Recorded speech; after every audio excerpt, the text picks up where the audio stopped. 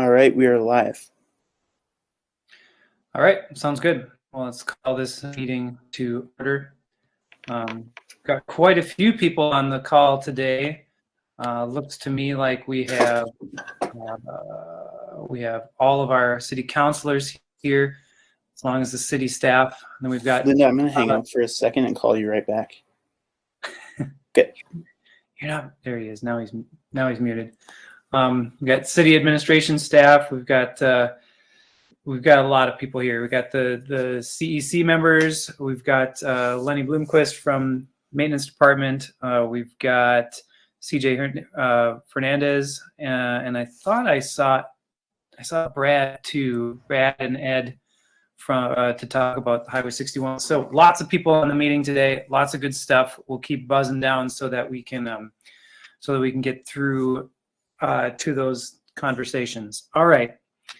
First of all, we'll go to the open forum. So now we're on the open forum. Does anyone have anything for the open forum?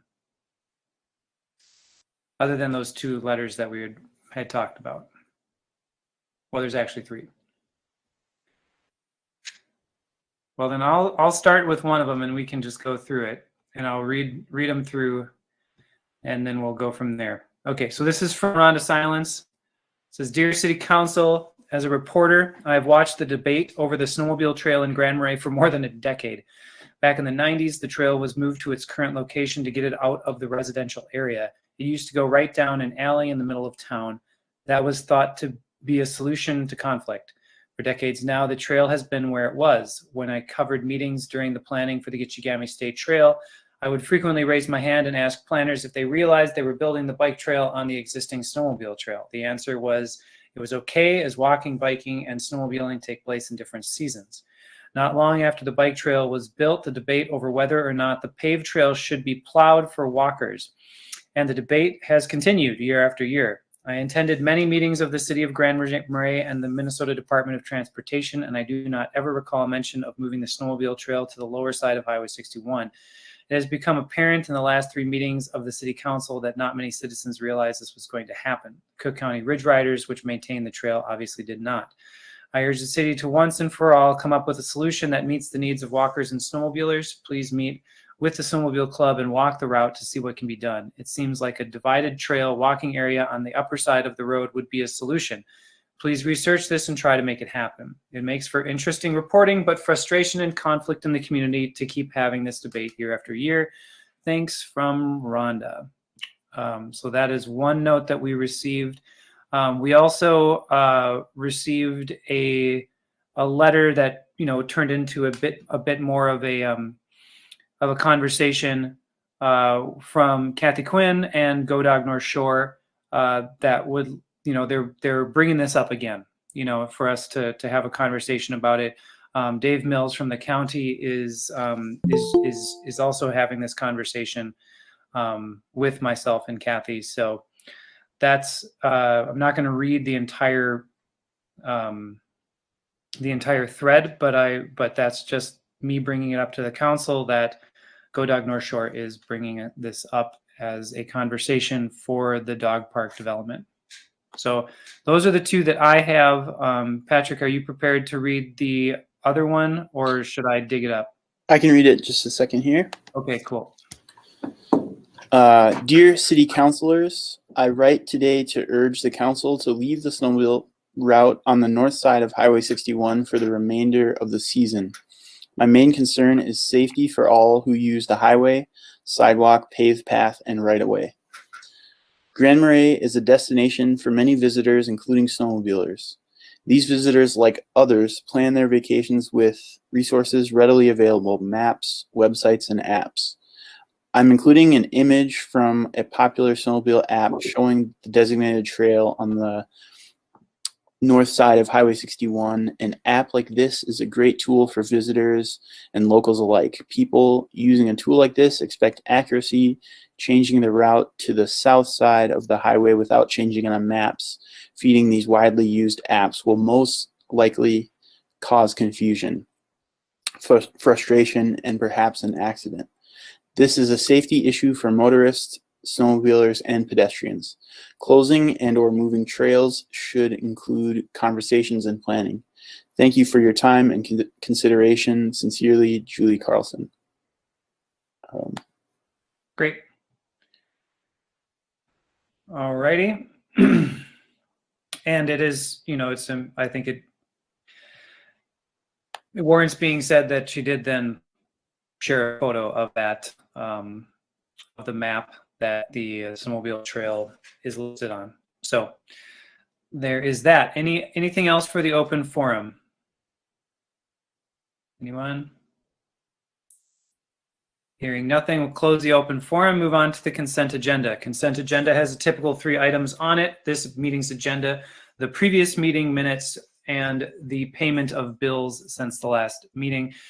One additional thing, firefighter hire. So we have a person who's looking to be added onto the fire department. We are in need of firefighters, so that was put on the consent agenda as something that we could just go for. So unless someone would like to pull something for conversation or discussion, I would entertain a motion to approve this consent agenda as presented. I would so move. Okay, there's a motion. Is there a second? I'll second. Okay, motion and a second. Any further discussion? No, so we'll go through the roll call vote. We'll start with Anton, your vote. Aye. And Kelly, your vote. Aye. Michael, your vote. Aye. Craig, your vote. Aye for Craig. There you go. And I am an aye as well. Consent agenda carries. Now we'll move on to Highway 61. So CEC, you guys are up first. And so what we have here is we're going to have a little presentation by the CEC to go over the designs for the kiosks. Now these kiosks were originally part of the project that was bid out as part of the MnDOT project, but since then we've decided we're going to work on these more in-house. There will still be work being done for these with the project, but the CEC has been working on working with the designs that we approved for the kiosks and want to bring that information before the council just so that we're all on board and we know we're moving in the right direction. So with that said, I don't know who wants to start, if we want Mary to start or someone else. Yeah, okay, Mary's giving us the wave. So take it away. Do that. Thank you. Thank you for having us at the meeting this evening. We provided a good deal of information in your meeting packet. What we hope to come out of our conversation with you tonight is agreement that we're on the right track and that you want us to continue to go forward with the work that we're doing. We understand that MnDOT will be providing some of the infrastructure in the ground, the base for the kiosks, and then we'll be working with designers on the structure that'll be above the ground and the messaging to be included.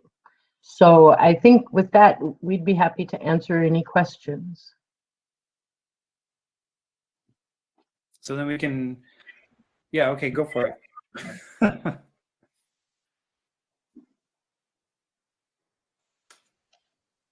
Do you guys have a little presentation that you're going to go for, or oh no?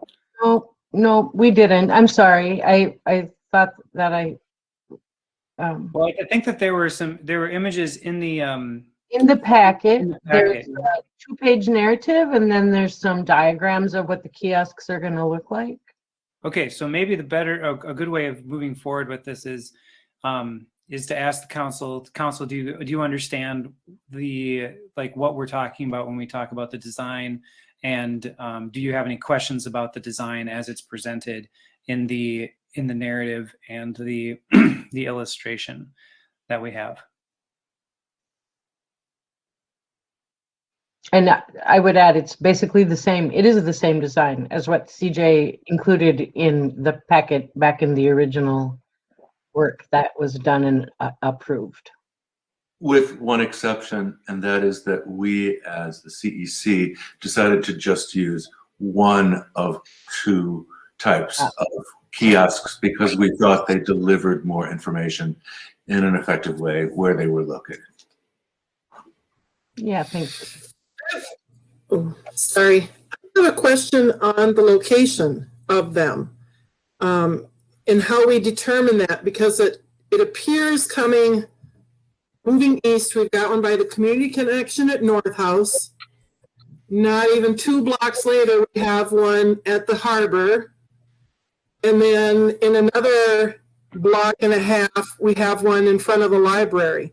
But we're not covering anything moving even further east where we have, banks, where we have motels. Those people in that area are going to have to go at least 2 to 3 blocks over before they run into one. So I'm wondering if they need to be so closely put together, and one would be better served somewhere on the east side of town. Yeah, thank you, Kelly. We noticed that too, and I guess we didn't notice it. However, whenever that was, a year ago, 2 years ago, when we were working on the plan, the CEC members and the Highway 61 committee and CJ, I think we started in those locations because of the high pedestrian traffic. And when we started to look at this again, we did realize that they were all pretty much located in the west end. But we figured that the only way we could do anything about that would result in change orders, and we didn't think we wanted to suggest any change orders. So we just let it be that way, and maybe in the future we can add more if we find the resources and the energy to do that. And will these people stay in place then throughout the winter months as well? Yep, they're permanent. Yeah, like one of the decisions that we made, it was suggested at one time that a panel could be used like a bulletin board and people could tape or tack up their rummage sales or, activities, events. And we decided, no, we're not going to do that because of just the mess and the maintenance. And so they're all going to be designed in a permanent way. Linda likes to refer to the messaging as evergreen, meaning that we don't have to make changes, that, it's written in a timeless way. So you can't really, in what your message says, I know where they're located, but I guess physically where might they be located? Are they going to be in a pathway that city staff is now going to have a hard time in the winter clearing around with our machinery? If they're close to the walkway and everything else, is it going to be an issue when we get to cleaning up around them and spending time as far as where they're physically located? I don't know the answer to that question. I don't know if Mike knows it or CJ or I don't know. Yeah, I was considering trying to pull up the plans, but I think that'll just take too much time. I'll be happy to send the plans to everybody after the meeting that shows exactly where they're located. But in the meantime, the question is, can we get our snowplow equipment around them? And yes, we can. They're not in the middle of the path. They're off to the side of all these pathways. That being said, I'm not sure yet how we're going to be clearing snow from directly next to and underneath them throughout the winter, if that's the idea. That's certainly not a mechanical process. Somebody's going to have to be with their shovel, I would say. So something to think about. Yep, that's another conversation for another day. Mm-hmm. All right, any other questions about the kiosks, the design? There was some conversation in there about materials, and now we've had the conversation about location and maintenance. Anything else? I think that many things are still in the air a bit. We're still exploring alternatives to materials. I know CJ and I have had a few conversations about this, and builders of such things, and we have had conversations about alternatives, but nothing has been decided. We just need your approval to go ahead with trying to make some of these choices and recommendations to you. And this is for the council's benefit. This is really just a thumbs up kind of thing. We don't need a motion for this. We've already had a motion to accept these designs. We just want to make sure that we're going to give the thumbs up and we're going to keep moving forward on these with this way. For me personally, I like the conversations that are happening. I think that there's a lot of good critical thinking going into material selection and such. So I have no problem with it. Other counselors, if you have anything to weigh in on, otherwise we'll just take that as a okie dokie kind of situation. I guess I do have one question that I'm remembering is how often does the council want to be updated, and how much oversight do you want to have? Like when we pick, so there's 12 panels altogether and we're going to pick different topics for the content. Do you want to approve the topics before we write the content? Do you want to review the content before we make the signs and hang them up? Or do you want the CEC to just go ahead and complete the work as the advisory council on the arts?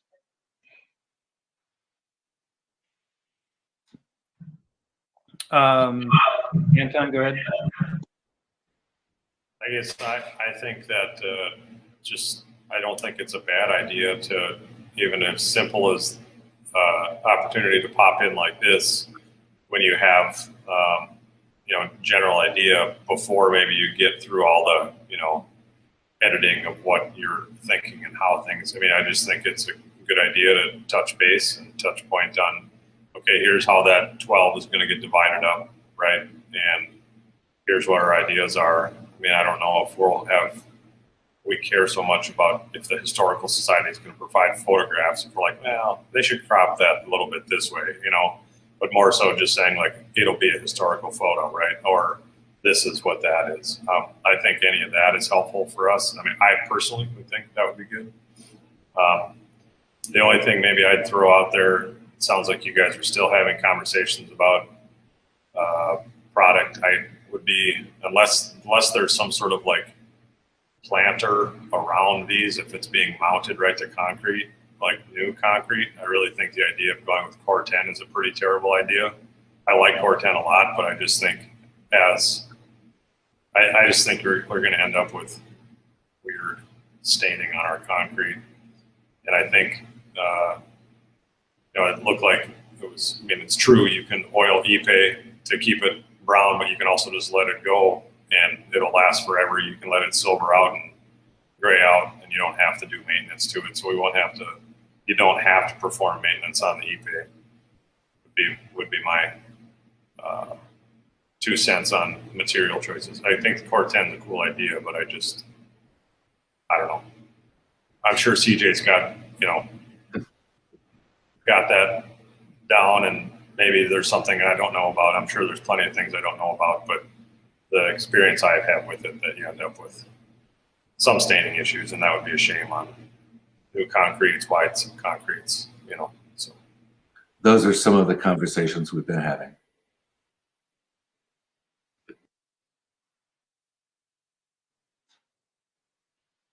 Okay. Yes. I think that's all good input. Anything else from the council? I guess I'd say to that point, if you are going to kind of come back, like what's your guys' schedule on meeting? Like what's the timeline on these choices I assume install's not going to happen until the end of the project, which probably will be pushing fall, right, of 2021. But do we have any like how often are you guys meeting to talk about this? And like, as you make decisions, like what can we expect from you? Well, we aren't sure. We've also been told that the kiosks might not be installed until the spring of 22, that the bases might be done this summer, but the installation might be in 22.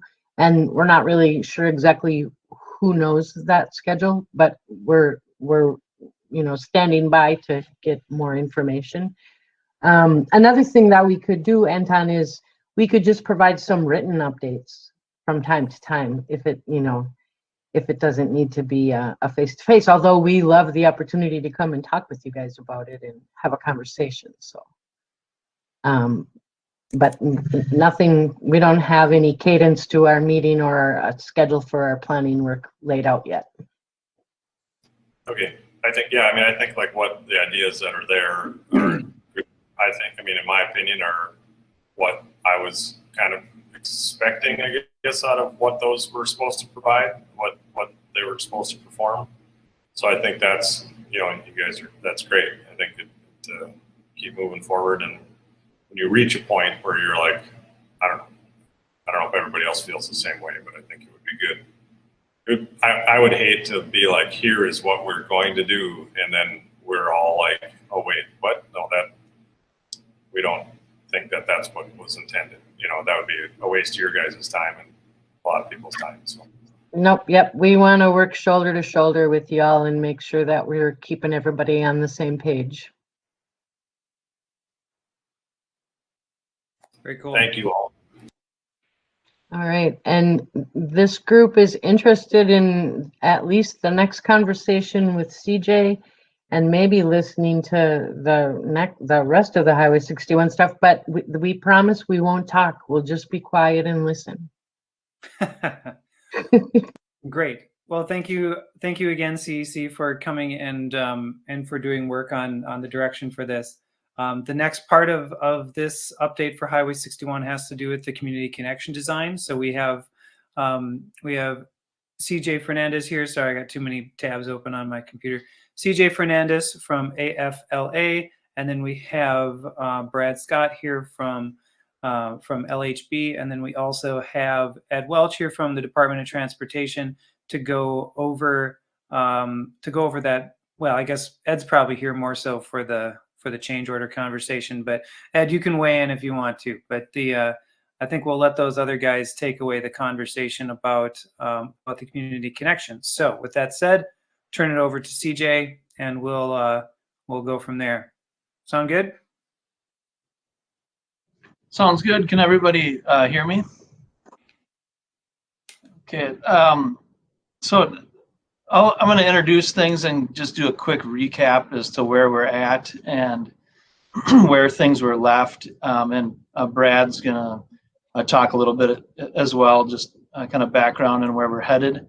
And then a quick question. Do I just click the present now button if I want to show my screen? If I have some images to show? Yeah. Okay. I'm going to do that quick.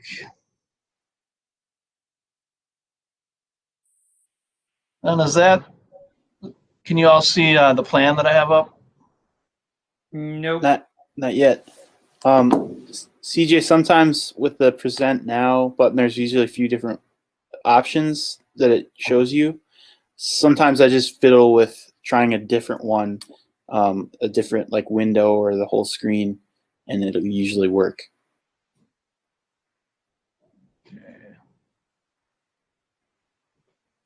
There you go. So does my screen pop up? Yep. Okay, great. Thank you all for having us here. Really appreciate the opportunity to see your faces again and to address the mayor and council. A quick recap as to what we're talking about. It's the connector, community connector. We've referred to it as the overlook at different times as well. It's already been over 2 years since the last time we visited the concepts. They really wrapped up in about November, December of 2018. A few things carried on until February of 2019 as we were working with the community and CEC group as the DOT plans were coming together. But what we did at that point in time is we took what was an original concept and made quite a few revisions to it. Some of these were informed revisions based on what we were learning about the conditions in the corridor, and also to respond to the feedback they were getting at the time.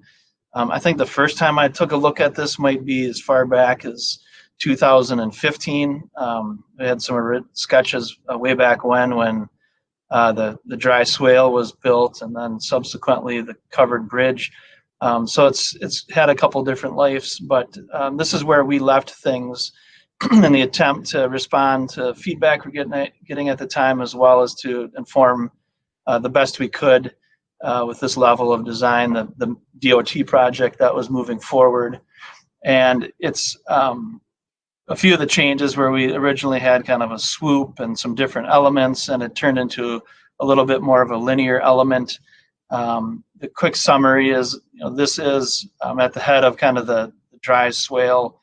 I think you're all familiar with this, and the covered bridge is just off the screen to the south. There's a flight of stairs that gives direct access down. The main kind of programmatic function is that there is a space that has a kind of an overlook quality looking over the marina, and a place to gather. This was a kiosk location as well as a bike rack location, and then there's access down to the trails that run kind of within the campground. And so this is essentially where we landed with the plan, where we left it at that point in time. The next image I have here is what came out of that, which is where the MnDOT project is as of now. Essentially, we were accounting for the project by creating the geometry and allowing for the kiosk space to exist, and so that we can, knowing that some of this would have to be cut back and demoed out, that we were able to try to minimize that and build forward. So exactly how much digging and things we have to do has a lot to do with utilities and things like that below ground that Brad will talk about a little bit as well. A couple other things that I've got here then are just some of the images and the process that we were going through at that point in time. The idea of this becoming a memorial space to the artist George Morrison came about, and so we had generated these concepts. Really, it introduced an arbor structure for some protection and enclosure at that space, kind of framing the views out. This was one of the kiosks at the time that the concept was pulled together. There's seating space on either side, as well as at the wall. This is the flight of stairs that runs down, and that pathway is just off the screen here that runs down to the trail. You can actually see just in the background. Another view of just some of the inset messaging. We had picked the red totem #1 as kind of the inspiration for memorializing the artist, and it became the subject matter of really imprinting a piece of his artwork on the ceiling. About a month or so after this time, it was probably getting into May of 2019, I did talk to and meet with some of his family members, and we talked more about what art piece might inform this type of detailing. And so that's kind of still out there as well. And so this, in regards to kind of this patterning that you can see in sort of a deep red, that was the reason for it, and it may be subject to change here as we move forward. At the time, there were discussions about stone or no stone, or does this just continue the board form type of craftsmanship that you can see here kind of below the benches. A view from the steps looking back up, and kind of the visibility that memorial component would have. And then sort of a view above looking back down Highway 61 in the background. And then another view from directly above, and gives some indication of kind of the shadow lines in the space that gets created underneath the arbor. And so I think that it's a quick overview of where we had left things. The process was working through these concepts and the imagery and the feel and the design of the space to really get us back to something that was allowing us to respond to the conditions of the road build, as well as conditions we might see in the future build of the overlook. responding to some of the wall and other utility conditions that were kind of right on the site. So there's a lot going on right through this area. I'm not sure how familiar everybody is with the utilities. I think Brad's going to say a few things about the utility conditions. I don't know if there's any questions at this point in time I could answer, or we could just move on to Brad and then circle back and answer questions all at once. Council people, any questions about this design?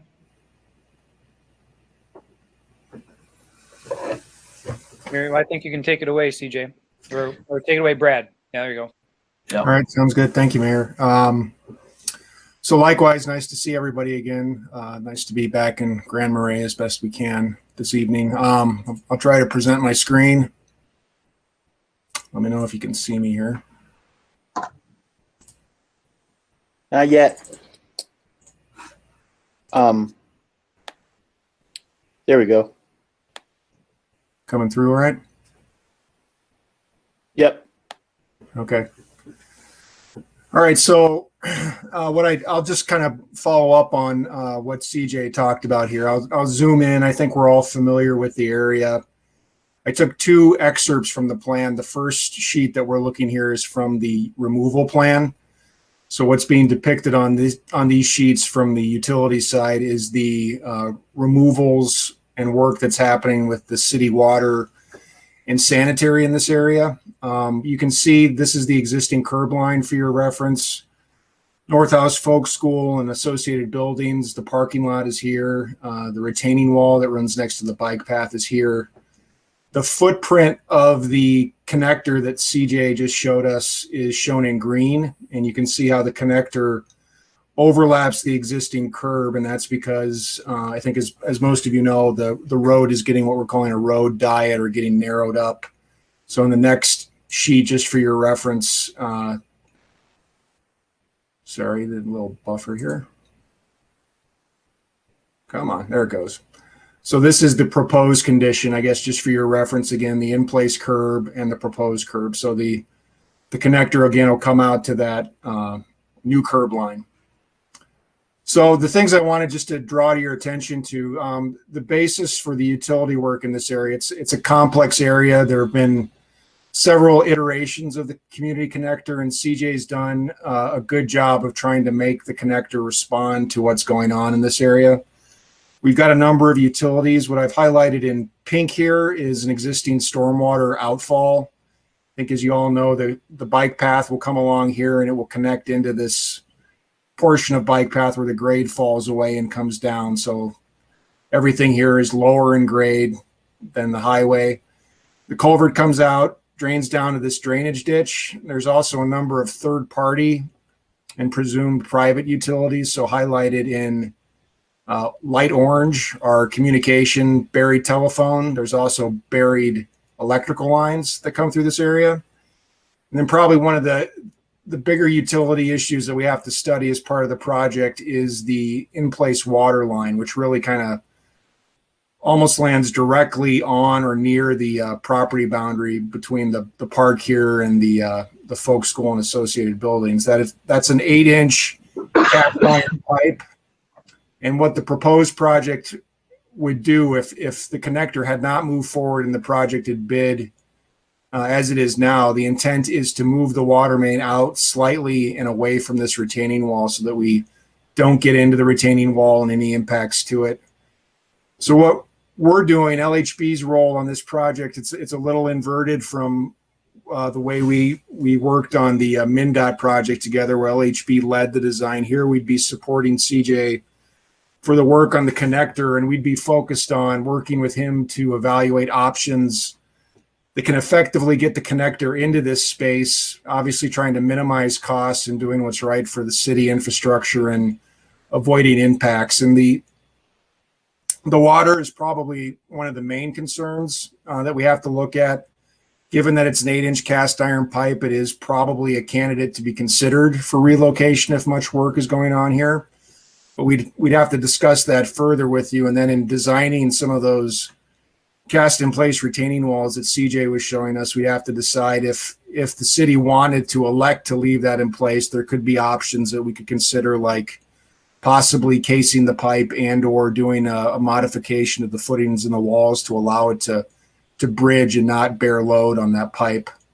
We have to look at the same thing for the storm, potentially bridging over that culvert or considering some minor adjustment or relocation. And then we'd have to go through a series of meetings, usually 1 to 3 meetings with affected third-party private utilities to let them know what the project's trying to accomplish and get them to relocate their utilities concurrent with our project. The connector overlaps the MnDOT right-of-way. I think that's the other thing I would draw your attention to in this graphic. So I'll draw this red line, and that showed up on CJ's drawing, but just for your reference, the connector straddles the MnDOT right-of-way and then goes into this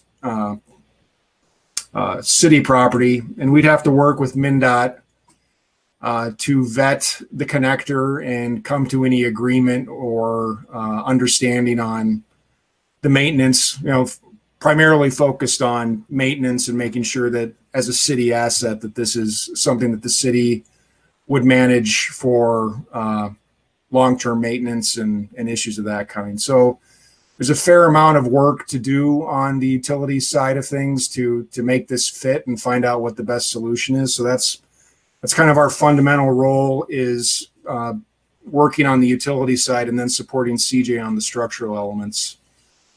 In terms of timing and kind of working on this, like CJ said, this is not a new topic. It's been out there for a while.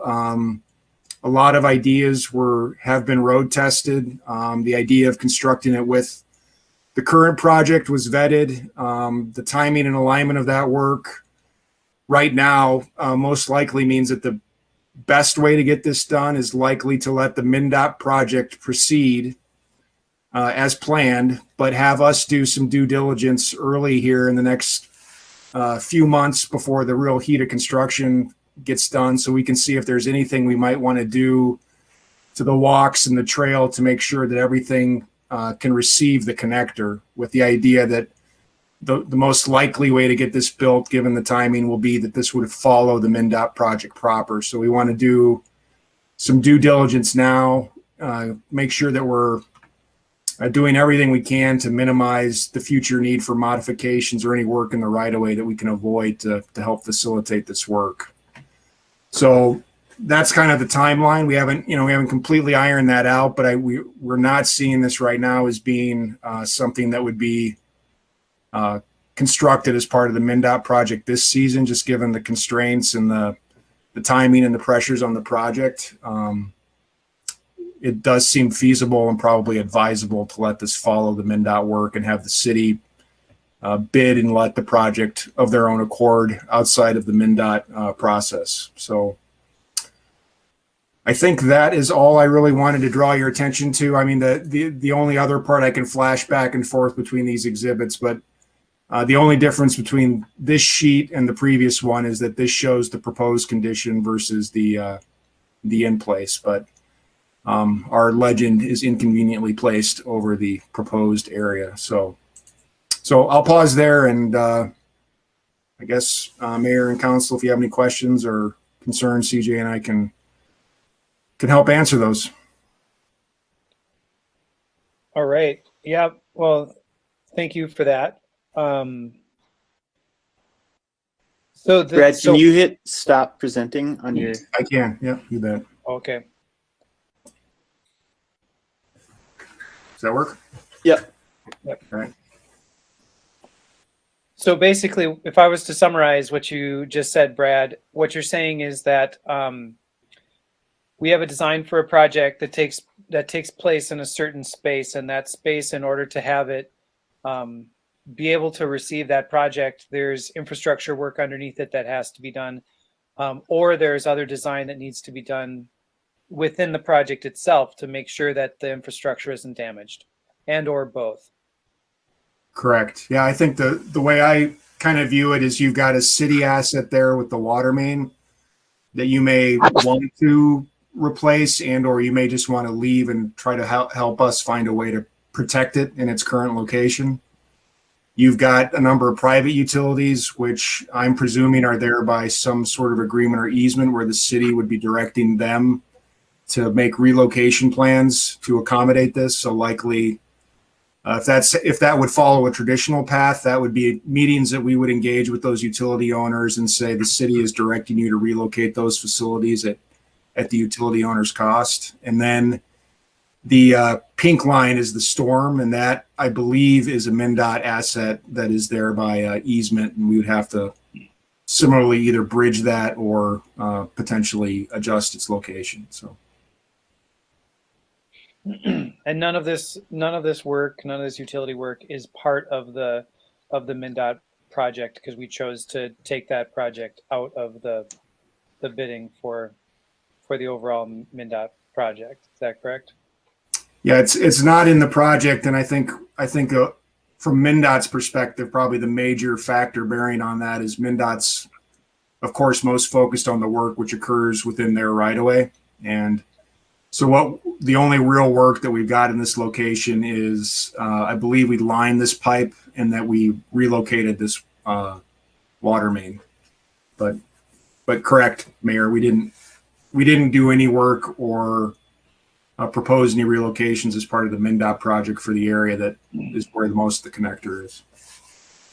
Okay. Does anybody have any other questions for these guys on this?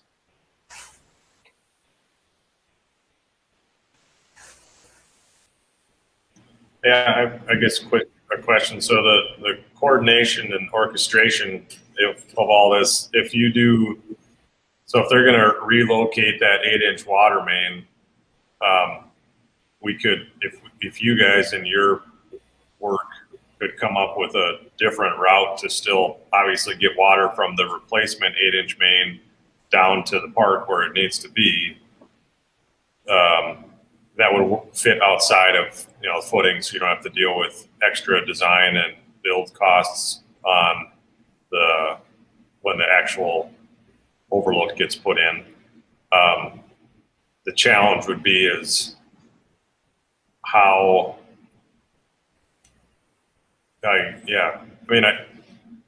so it's basically that right of way line though, right? So if they changed that water line that's dropping down into the campground, is there anything saying, because that falls within the Highway 61 project, is there anything saying like that can't be moved uphill, right? So where it turns and heads down, it's free and clear of the project, or is there something saying it needs to kind of be right on that property line? I was just going to show my screen again if it would help. Yeah. So I think what you're suggesting there is exactly one of the options that we would potentially consider there. To the best of my knowledge, there isn't a particularly great reason that this water main is here. Its proximity to some of these buildings is a little concerning, I think, in terms of long-term maintenance. If you do have an issue with this water main and it has a leak, it's very close to your retaining wall, your parking lot, and this building. The potential that you're talking about, which I think is a valid one, of potentially just moving that line in a way that gets it away from that property line and maybe in a place where it's really more easily accessible and doesn't have some of those issues, is one that would potentially be considered as part of this in terms of a cost option that we would just help vet with you. And there's ways to get this portion of that work, I would think. We'd have to work with the folks at MnDOT to figure out the best way to do that, but we're already putting new water main in here and connecting here. One option could be very easily putting a T on here, dead ending this main here at a convenient point, and then providing for some ability to connect up to or at and near the right of way. But those are sort of some of the layers of the onion we'd have to get into to kind of make sure what makes the most sense. Yeah, that was, I guess, obviously you guys that's what you can do. Like, you guys come up with solutions on it, but I was just trying to think of like how the impacts on the timing of when the project will be happening within the right of way for the 61 project, like how fast is it? I mean, is that a change order? Or is it a simple like, oh, hey, no, we just want to move this uphill 30 feet, you know, or is there a re-engineering process and cost associated with the city right then too? But I don't know. I guess that's. I mean, I think that's what we're trying to suggest would be the near term objective is to engage with this at a level that we could try to work with you guys to find the solution that's going to work, and then pivot pretty quickly to getting something to MnDOT if it turned out that was an option that we wanted to explore.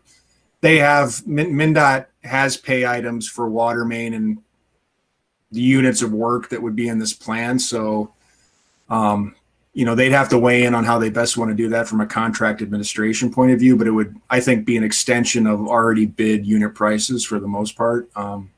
But that would really be subject to MnDOT's review and approval. But that'd be my first intuition, I think, in terms of how almost anything I could think that we might want to do to make this best receive the city's project would hopefully just be that, an extension of already available unit prices that are in the plan.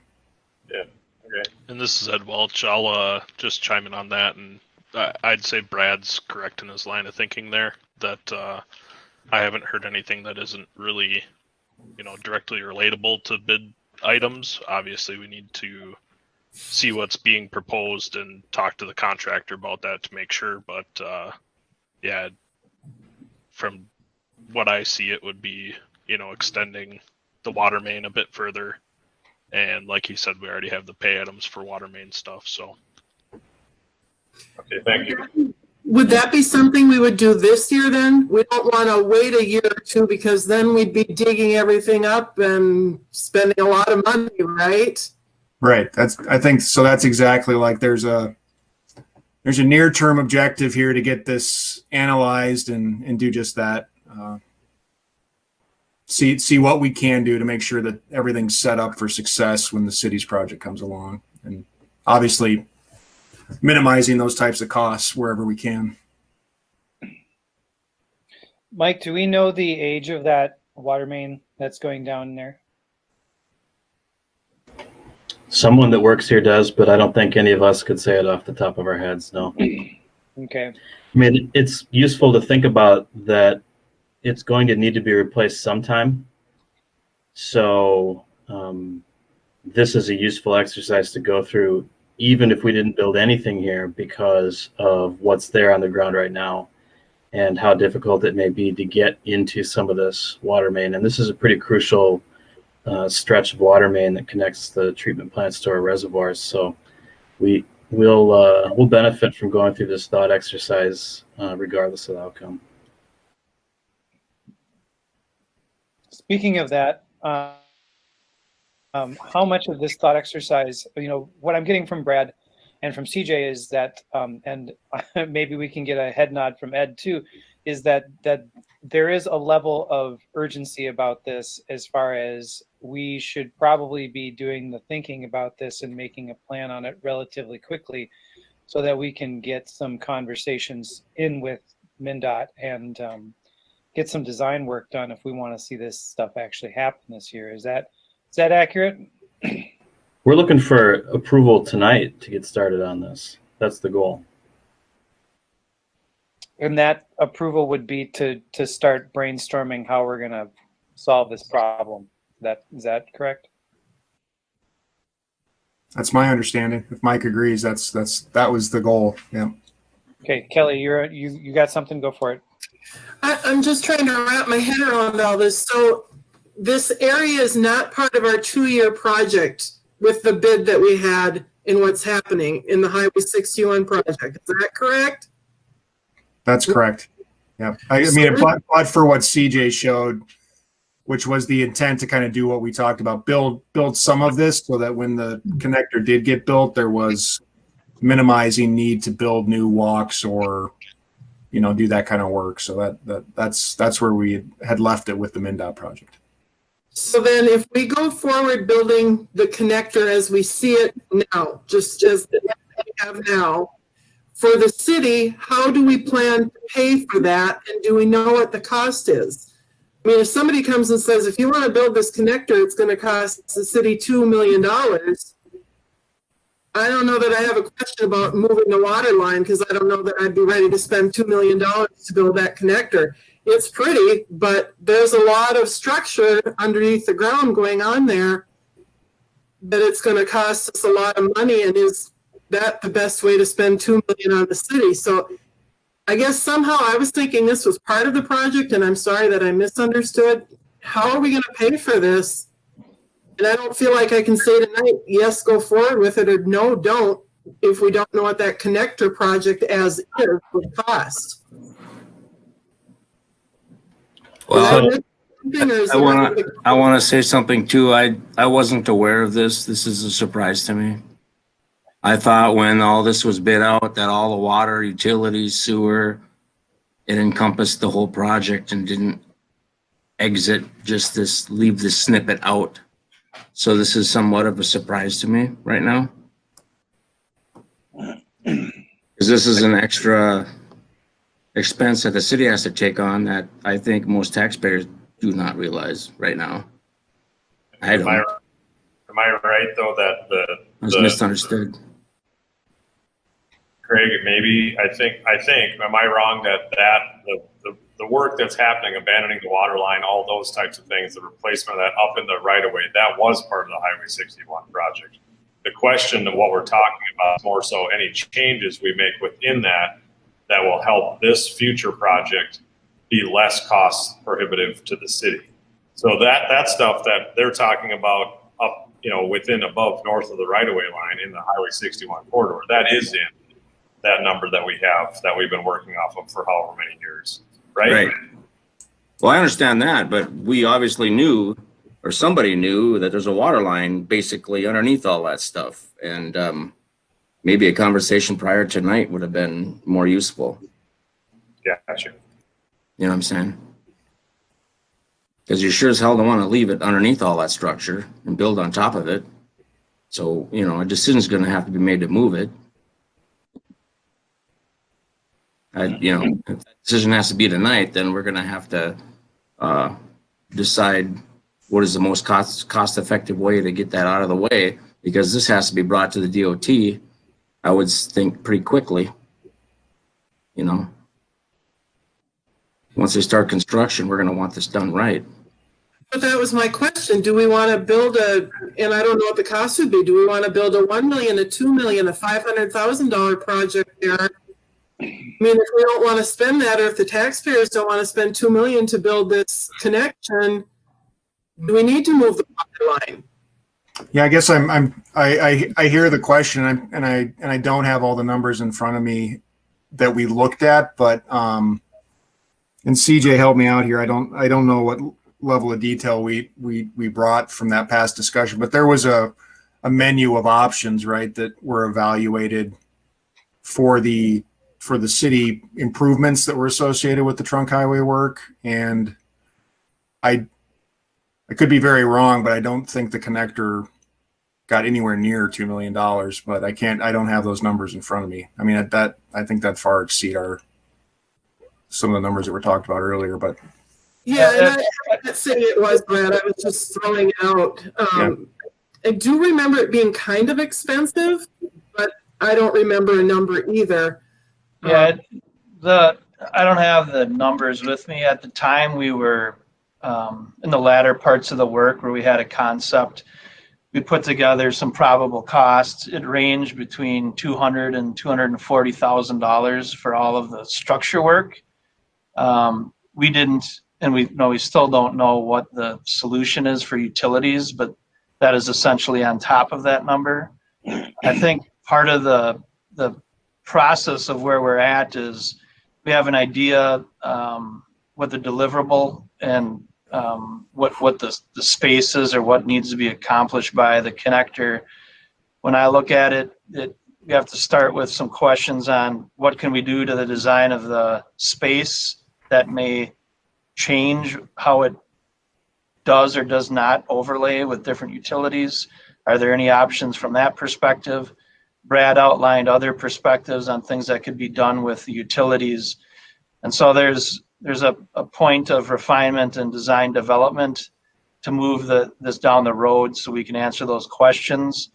And that in turn then can inform costs for final budgeting, or if the city so chooses they want to establish a hard budget or just look at utility changes. And those are all kind of questions for the city, but the process and kind of outlining that is, I think, where we are today. If that makes sense, provide some clarity. And I just looked up there, I believe if I was looking at the bid abstract correctly, the cost for the water main was about $110 a lineal foot. So, we're not talking about a hugely significant cost, I think, to extend that water main either in the near term or for a future long-term connection, because it's a pretty short distance to go to the west, what we sketched on that screen, and go up to the right of way. If that was solution, but I think we want to, that's kind of the goal of the study, right, is to kind of come up with a few options and report back to you with what looks like the best decision from a cost and long-term maintenance and water main system integrity perspective.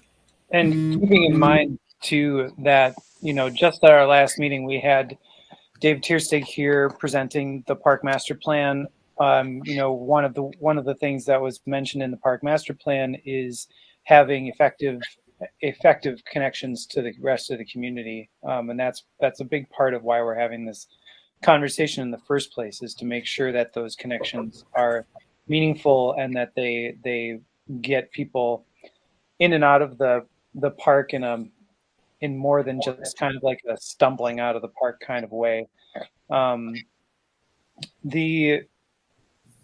would like to take the temperature of the council to, if we give, and also ask Brad and CJ, how long would you guys need to, number one, how long would you guys need to get a couple of options back to us about these things? And then the question for the council is, it sounds to me like we need to hear some numbers, and we really need to see what we're talking about here, so we can be talking apples to apples instead of apples and oranges, as far as what costs could be with this. Does the council feel like if the time frame that they're saying is acceptable, that we set them loose on it? So I guess we'll start with question number one. Brad and CJ, how long would you guys need to put these numbers together, and then we'll follow up with the council's thoughts on that. Yeah, I guess if it was okay, Mayor, I was going to maybe see if we could put Ed on the spot and at least see from Ed's perspective what he might know about when the contractor will be passing through this area with the utility work. I think I have memories of how the project was intended to be staged originally, and I thought my intuition is correct that this work might be happening during the mid to latter part of the season for the downtown work. But Ed, maybe you could. Yeah, so the work on the south side of the road in this area between 8th Avenue West and 3rd Avenue West is scheduled to be the latter half of the summer. So this is based on the contractor's current project schedule. They have starting the work on the south half of 61 through this area starting August 10th and going through September 9th. So they wouldn't be starting work on the south half. That would be all completely open until August 10th. So sure. There is some time. It's not immediately here May 17th that they're going to start working on that south half, which is good news. Right. So Mayor, I think we would want to be conservative, but and CJ and I haven't talked about this in terms of like from the moment we hit the gas pedal when we're getting there, but I think knowing that we could be comfortably ahead of when MnDOT would be getting to the work in this area in time for Ed to reach out to them. But, we'd probably be targeting something, I'm looking at Ed to see how comfortable he would be with that. But, if we can get something, probably no later than June, right, Ed? That would be nice to sometime in that time frame so those conversations can happen and things can get finalized and materials get ordered, that type of thing. Yep. And not talking about a lot, but that, so that's some time here. We've got 3 months to kind of to get to that point, which would be some sort of design level and appropriate level of drawings, so that whatever work wanted to happen this year could be conveyed to Ed and the contractor. Correct. Yeah, so then that means that we, the council, for decision-making processes, are going to be seeing those proposals much earlier than that, so that we have the ability to make calls on it. So then you have the ability to do those mock-ups, those drawings, those those materials orders and such to get the Ed, get them approved. We're pretty familiar with the change order process here, and I think that we can probably predict that whole change order process is going to take a month or more to get everything done, if we to make sure that we get the designs done and then get it approved and everything like that. So yeah, I mean, I think it's workable. I don't think there's much time to waste, but I think we could lay out a schedule that kind of aligns with what you just said there, Mayor. Anton? Did we have this? I mean, it's like that. The letter is like dated from back in July. I mean, have we known like that this is kind of maybe should take a look at? I mean, I know it's been kind of crazy, but kind of stinks to maybe rush Brad and CJ to try and get stuff through. As far as like the proposal for the design work, right? I mean, so there's the two phases of that. There's the design work for the connector, but also just the problem solving in the utility side. So I don't know. I think from at least my standpoint, and tell me, Brad, if I'm wrong, but the the design work can go on kind of in pieces, if that makes sense. I think a critical component to this is, we went through, through different iterations over the years, different passes at design, different opportunities for community input, a lot of visualizations and things. And we're at a point where we need to know where we've landed is where we're headed, because we have to vet out the design specifically at this point for the kind of structure it needs, and where are the conflicts, where can we make changes. And our job is to try and do the best we can for the city for costs and sensible construction work. So those are some kind of key components that I think have some time sensitivity to them. Beyond that, like the work that Brad is doing, can essentially be ahead of some of the other work. We really look at it as moving the whole package forward because now is the time to do it. But just to kind of give you some idea on how that would work, we need to nail down the concept in regards to the specifics of structures and utilities and make whatever changes are needed. I think that's kind of the touch point where we say this is the best option we can outline from the design standpoint. There might be a couple different options for utility treatments at that point in time. It gives you the information you need to make decisions to move it forward. And then in turn, we move the utility piece of this that MnDOT needs forward. Does that sound about right to you, Brad? It does, yep. So, I don't know, I guess my question might be more for my fellow council members than Brad or CJ or Ed and Mike. In sitting through all our budget meetings, this is definitely a capital project, and we don't have it in the capital project looking in the next 3 to 5 years. This was not in our budget process as we talked about and set our tax levy. Actually, it was. So let's just back up to 2018 when CJ was saying the concept kind of reached its current form. And we had a number of conversations about the Highway 61 project budget at that point, and what all the pieces were that might be included in the Highway 61 project, and what all the sources of money would be that we would use to pay for them.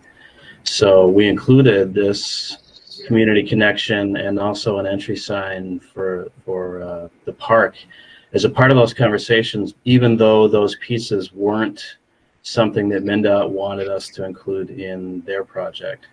So we did have those in the budget. There's $300,000 that was set aside at that time for these pieces that was going to come from the parks capital funds. And that was all something that the council looked at and voted on and agreed on in 2018, that the park board looked at and talked about afterwards, that they agreed about the concept and liked it and wanted to keep the rock and weren't looking to change anything on it, and understood that that was a part of their capital plan as well, to come up with the money for that. So it has been a part of the conversation. It is included in the budget. But, you know, it's a concept still. We have to do the actual design before we can start talking about what the real numbers are going to be. And as we know, you know, there's some risk associated with that. Well, I feel that we're putting the cart before the horse if we're trying to figure out where to put utilities for a project that we aren't even sure we have totally designed, or with a concept, but we don't know how far we're going with it. Yet we're trying to make a decision for something we don't necessarily have. But this is, yeah, I don't know. I don't feel like, I feel a little lost. I mean, there might be a way to look at it if you're open to it, that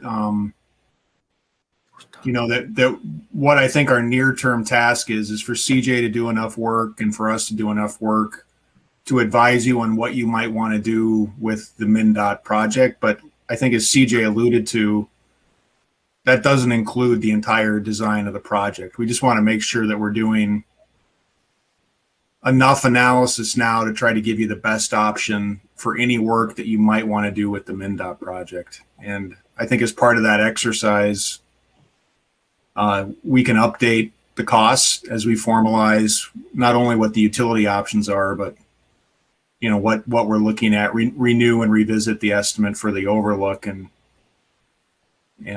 advise you to at that point, you know, because I don't think it would be too late to say you want to pull up if things got out of whack, or, you know, didn't look like they were tracking like we're talking about. But Well, I think part of the problem, at least for me, in 2018, I wasn't on board here, but I followed it. And I think the shock to some of us was the fact that when the bids came in, they were double, or maybe more than double than we anticipated. And that was prior to talking about moving ahead now with this. So, you know, if we budgeted $300,000 in 2018 for this, is that about half as what we need compared to what this rest of this project is doing? I don't know. well, I think the path that we're talking about here, and I guess CJ can jump in here anytime, but I think what we're still talking about is allowing the city to independently bid most of the work for the connector. And it was leverage the fact that MnDOT is there and use those bid items that are in the plan now to the best effect. And the prices for the work associated associated with the work we're talking about here, the water main, the surfacing, those prices are already bid and fixed. As I look at them, they don't appear to be far out of what I would say is a normal range of expected cost. So there isn't that misalignment on those particular items. So that the risk to me is mitigated somewhat by the fact that you know what the prices are, that Ed will be approaching the contractor to discuss what this is, and they shouldn't necessarily be subject to renegotiation or a cost escalation, because again, we're extending available bid items to cover a relatively small amount of work on the project. So we're not triggering some of those thresholds where the contractor would say, you've substantially altered the character or scope of the work, and I need to renegotiate this. So far, it doesn't appear that would be an issue or a risk. And I think that relates, you know, not entirely, but mostly to the utility and water main work and work sort of at road edge. If that makes sense. The estimates that were done are over 2 years old now. So there is that reality. It's hard to say with the time that the road project was bid, prices were high because of the market. Things are pretty different so far this year. There's a lot of questions answered as to when this thing might actually hit the streets. But that's certainly part of us moving forward is, it's been over 2 years, so we have to knock the dust off of the concept. We have to vet it for its realities with the utilities and the structure. And we also need to get the information back to you so you can make that decision at this point in time, because the time has certainly passed by.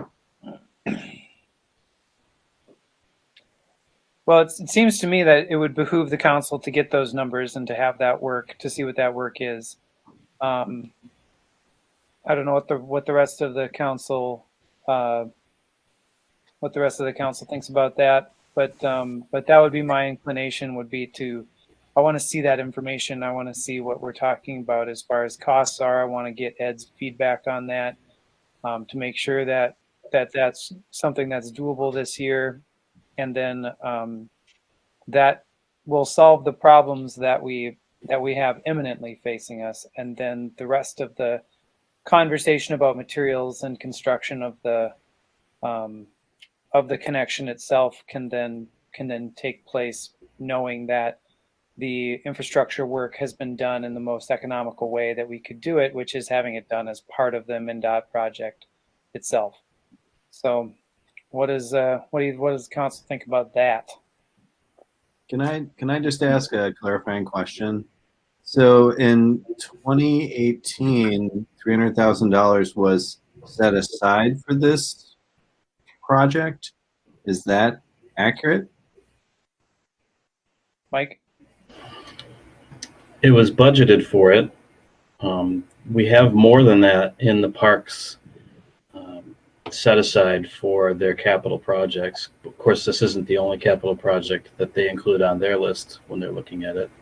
But I think the intention was to pay cash when we were talking about it in 2018.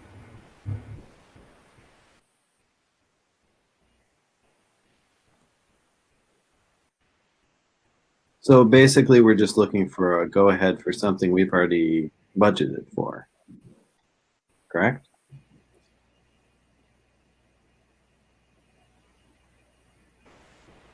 Yes and no. I mean, it's been a long time since you've talked about this, so I think it was important that you got a chance to be brought up to speed again on what this is and where it's at and what it looks like and what's involved in it. I don't think that the council made a commitment to spend this money or knew what this money was going to be in 2018 to do the design work, but it was, I think, always a necessary step of the project to do this design work.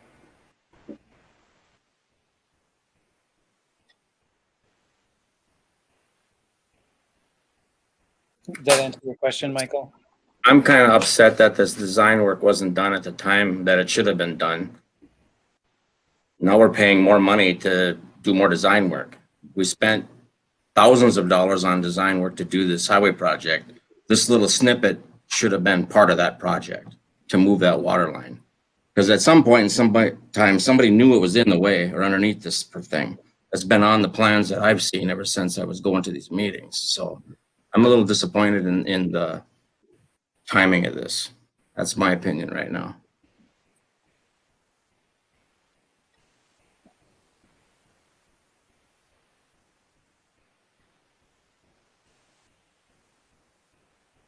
Any other thoughts on this?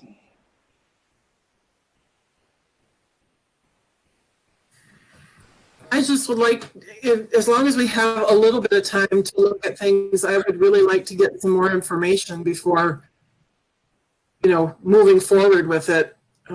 Being a finance person, that's working is to look at all the avenues of it and see. I understand that moving these lines would be the best thing, whether we build something or not. It probably puts us in a better place. I don't have a problem with that. But if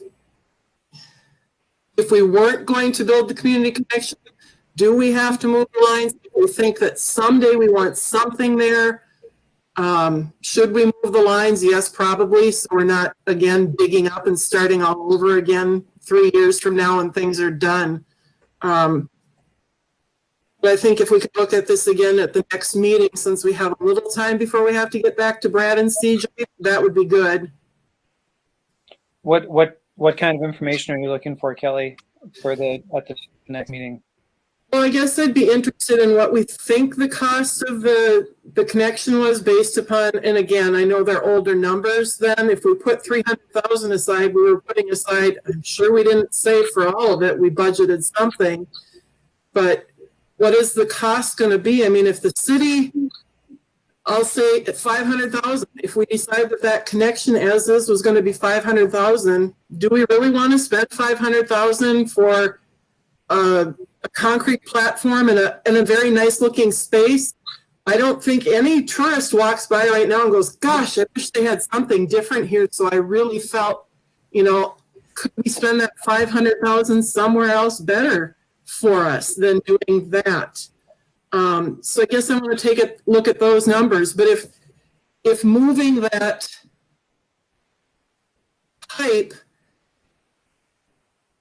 because we think we want something there in the future, and it puts us in a better spot and a better savings because we don't know what things will cost in 2 years, 3 years.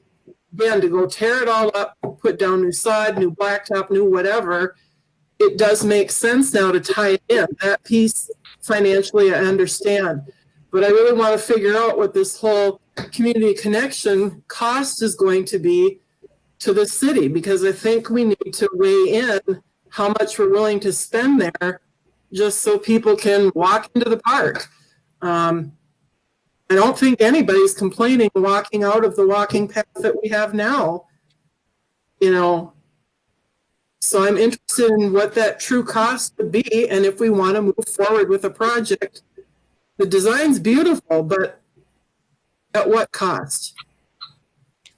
So the process we go through normally on a project, any kind of project, to answer a question like that is to have the engineers prepare a design at a concept level, sometimes like this, and then provide us with an engineer's estimate, which they've done already. We know that information. And the next time that we improve on that estimate is when we go out for bid. And we can't go out for bid without the design work being done. So I'm not sure that we can give you any more information than you already have. What is the cost of that design bid then? We should know that, right? Nobody could say that tonight right now. People weren't sure, and I'm not faulting anybody. Maybe we should have been better prepared. But what is the cost based upon that design in 2018 for the community connection as it's designed and looked at tonight? And the answer that Brad gave and CJ gave was it was between $200,000 and $240,000. I'm sorry, I guess I did not hear that. So would it be as a bit of a compromise here, perhaps? We do have the proposal from 2 years ago for that community connection piece, the Morrison trellis piece, and I think going over that design again and going over the expenses that were associated with that in 2019 again, at the next meeting, that could certainly be a useful exercise. But I think that if we do that, we have to also give Brad and CJ the green light to start working on giving us some numbers on what the moving the utilities looks like, and understanding that we won't be hearing back from them for a while. So then, it might not be the next meeting that at our next meeting that we talk about these, what the 2019, 2018 expenses for the community connection were. But I do think the missing piece that we have here is that what is that utility work going to look like? And it seems to me like if we can get those numbers, then we can make a more informed decision on what we're trying to do here, and whether or not the whole package of this connection is the direction we need to go in. So So what does everybody think about that? I mean, I feel like that's the missing piece, at least for me.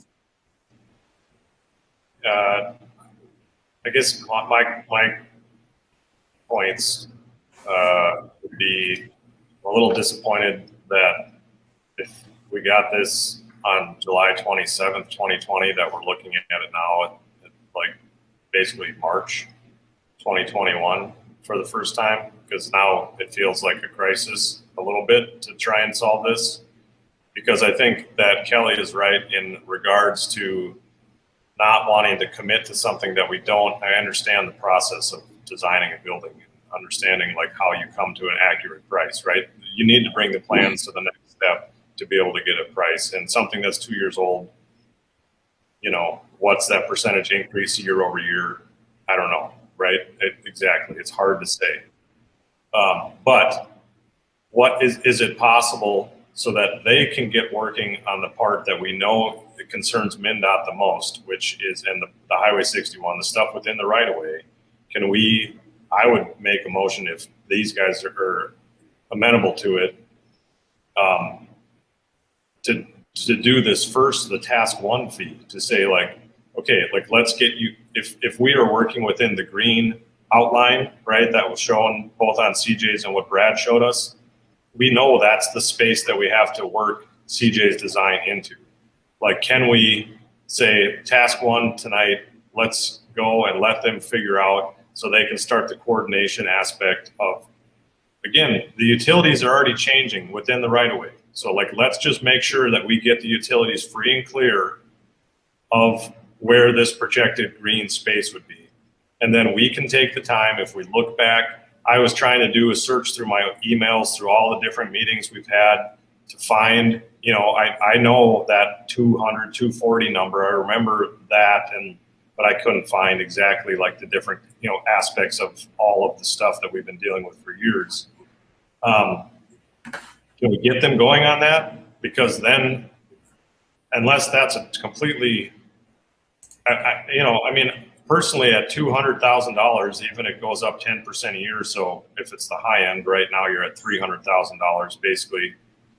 I don't know, right? But if it's on the, it's design driven partially, right? If we can take care of a bunch of this utility costs, people might be mad, Kelly, that, you know, or might not like the idea of spending what they might view as an exorbitant amount of money on a project like this. But for one, if it's coming out of revenue from the park, that doesn't affect the tax, right? It's not affecting our tax levy. Us choosing to decide to do this or not decide to do this shouldn't, I don't think, affect the tax levy and the decisions that we've made in our budget talks. But I think one thing that would really make somebody mad is if we decided not to do any of this, and then we decided in 2 years, we got the numbers back and it's going to be, oh yeah, you know what? Like it's only going to be whatever, $180,000 to build this thing. However, it's going to cost us 50 grand now, 100 grand to tie into the utilities to move those things out of the way. And we're going to be tearing into brand new highway, tearing into brand new sidewalks to make it happen. And then it's not going to happen, right? If we feel, and I think we do, at least the councils that I've been a part of since I've been on, feel like this is an important aspect of the project. I just think that it may be a little bit more of a piecemeal approach, and I'm not trying to talk in circles here, but would Brad and CJ be okay? And if there was somebody else or the council agreed to it, moving forward with this task 1, so you guys can actually start looking at it. We can have, you know, we meet every 2 weeks. We can have more information in front of us next time and have another discussion and say, yeah, we think it's worth them going on. I mean, it's $13,000. Not that that's not a lot of money, but in the grand scheme of what this project is and what we have going, I don't know. That's my more than 2 cents.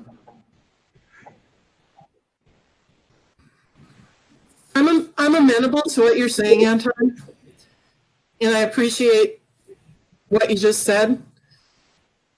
I do take one thing out of it as as a guardian somewhat of people's taxes and how we spend their money, that yes, that 300,000 might be coming out of the park, but somebody could walk up and argue with us, if you've got so much extra money, why don't you put it in the general fund and reduce what we pay? No, we're not going to increase the tax levy, but how come you can't reduce it? But I'll leave that thought there. You're right. We can move forward and look at some of this, and then later on decide if this is actually where we're going to spend maybe up to $300,000, 2 to 3, or not of the money.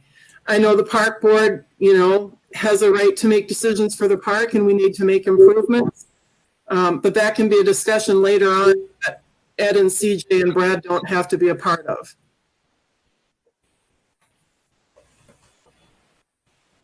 Okay, so Anton, was that a motion or was that not a motion for moving Well, forward? it's acceptable to those guys to work on that first task. I mean, I'd make a motion that we get that ball rolling for the task one, and then if everybody feels like they want more time or we want to have more discussion about it, we can get this rolling. Again, we had this 7 months ago. We're seeing it now. That's frustrating. It makes it like, I don't know. So in the nature of timing and where we're at, and it was 40 degrees here today, and it stays warm, construction will start sooner, right? So that's my motion. Not very clear. Motion for approving funding for the task one, $13,273 to evaluate the utility upgrades and issues in the MnDOT contractor utility work. Okay, there's a motion. Is there a second for that motion? I would second that. Okay, motion and a second. Any further discussion? Is this just for the utilities concerning the 8-inch water line and dealing with the private buried stuff that's in that area? Is that what this is completing? Is there anything in there? There's no sewer in there. It's an 8-inch water line. It's a 8-inch water line, 2 or 3, it looks like, private utilities, and then there's an existing MnDOT culvert. So I got to ask Mike something. Does that water line feed the east end of the park plus the north house? Is that what that water line is feeding? It does. Yes, it does. And the But marina? the main focus is to bring water up to the reservoirs. Oh, okay. That's the main one that comes from the pump at by Lake Superior. Yeah, that's what the water line that goes to the park ends up at our water treatment plant. Okay.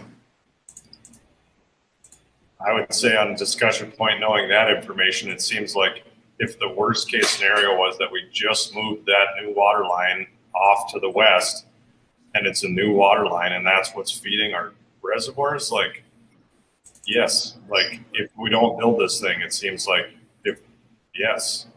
great, let's replace it. Okay, so there's a motion. Any other discussion here? Hearing none, we'll go to the roll call vote. Anton, your vote. Aye. Kelly, your vote. Aye. Michael, your vote. Aye. Craig, your vote. Aye. And I am an aye as well. Motion carries. All right, so you guys can get to work on that, and we will reconvene. Give us updates. Let us know what's going on. So we will do that. Yep. Appreciate your time. Thank you. right. Thank you. Thank you. Thanks, guys. Bye. All right, and so we're just going to keep moving along here. So Ed, thanks for being patient and hanging out, listening to all that stuff. So we have 3 change orders that are being presented. This is all for work that was done last year. These were things that we have already approved as far as the work being done. So this is kind of a logistical step to like kind of sign off on these as being completed. So the first one was just a change in the materials for the Broadway water main. We approved that one. The second one is for sanitary sewer revisions, for changing the elevation of one of the culverts, and so everything matched up. And then the third one was the change order for the removing of rock and work that had to be done. Yeah, that was pretty expensive. So Ed, I don't know if you want to explain anything more about this to the council for those are already completed, or honestly, since this is stuff that we've already approved, if somebody felt like they wanted to make a motion on it and there wasn't any questions or further discussion about these change orders, then we could move forward with that as well. I actually do have a question unless Ed has. I just had one thing to add. There actually is a fourth change order that's a more minor one compared to all of these three. It was for the water main between 8th Avenue West and 7th Avenue West that was supposed to be directionally drilled through the existing water main using a pipe bursting method. That one, we had the contractor pothole due to the rock excavate, or the instances of rock we experienced elsewhere on the project last year. They were concerned about bursting that pipe if it was in a narrow utility trench like the other utilities they had encountered. So they kind of potholed at both ends, confirmed it was in a narrow trench. Then we had a discussion that since it was in such a narrow trench, they doubted the feasibility of bursting that pipe and having it expand enough to pull the proposed new 8-inch water line through that. And so then it was looked at, could we pull a smaller diameter 6-inch line through the existing pipe without bursting it? So that involved scoping the existing water main, and then a material change for the different fittings that they would need to make that change as opposed to what was planned. And that came to $6,424.74. Right. I remember talking about that and approving that one too, Ed. That one must have just been, must have just gotten missed in the packet then. I would say, Jay, you haven't, as a council, you haven't talked about or approved the rock excavation change order that's on this list. We spent a good deal of time talking about the additional sanitary sewer, where there was the conflict with the large culvert near the dental office and Sister's place. So that one should be familiar. The change in material at Broadway, we did go through the council, and as an update at one point, there wasn't really a question of whether we were going to approve this or not. The only one where you had a kind of a policy decision on whether or not we wanted to do it was the method we were going to use to resolve the conflict on 3rd Street in front of the dental office. The rock excavation force account, that's something that MnDOT decided to do. They get to direct the contractor and work through these issues when they find conflicts in the field, and it wasn't something that they came and asked us, how do you want to deal with this, city? So it's just, this is our responsibility to pay for a portion of it, but it was MnDOT and the contractor that came up with that number for us. And the background to how we got to force account for that one as well is that we have a rock excavation in trench for a specifically called out location in the plan that's in this year 2 work. And when we encountered rock first at Broadway, the contractor disagreed that unit price applied because it's in a completely different area of the project, a different year. They weren't planning on doing any rock excavation this year. So I tried negotiating a price with them, a unit price or a lump sum, something to that effect. And they did not want to negotiate. So then our standard process MnDOT in our specifications is to then go to force account if we can't come to agreement on price. So due to the nature that we encountered it in drastically different locations than what was outlined on the plan, they kind of had us between, excuse the pun, between a rock and a hard place on that one. Saw where you were coming on that one. Okay, well, I stand corrected then. I thought that we had voted to approve those things, but since those were force orders, then we didn't really have much to do. But the request that you have for these, Ed, is that we sign off on them and that we get them like officially approved, even though the work has already been completed. Yep. Okay. So that's. Go ahead, Kelly. I'm sorry, I have a question on I know that we approved them and I remember doing that with the three. The one I have the question on is the $55,000 change order for the box culvert over by the dentist office. Yep. Who missed the boat on understanding where things were at in order for us to tie in? We knew the grade levels didn't match up, so that's where the work had to be. Was there an error by somebody that we need to be looking back at a different firm for that? Was it that our plans were not updated? I know we approved it. It had to get done at the time. I mean, we couldn't leave a street sit wide open and say, oh, well, too bad. But how did that happen? Do we really know what got missed? And I don't know if people are willing to state it publicly or not, but it just feels like somehow that should have been, with all the plans that we have in blueprints, that should have been known. Or am I wrong? So you're correct that it was an error in the plan essentially, and the source that we determined that came from was the initial survey of the structure that was supposed to be at the end of the line that we were supposed to be tying into. When we got to it in the field, we found that it was approximately a foot higher than what was expected based on the survey values given in the plan. So I guess from my point of view, I jumped into the project like right before construction, coming into construction. So I wasn't really familiar with any of the plan review and project development itself. So I don't know exactly off the top of my head at all who did that initial survey that they designed off of. So that's certainly a question that can be looked into.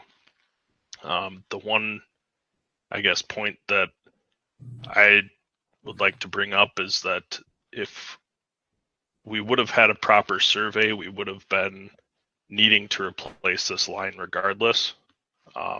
So it's,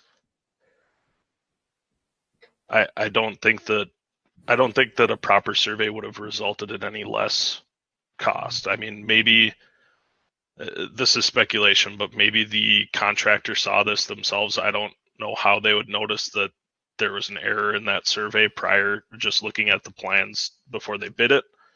And maybe that's why they jacked up the price on that 8-inch sanitary line to 325 a lineal foot.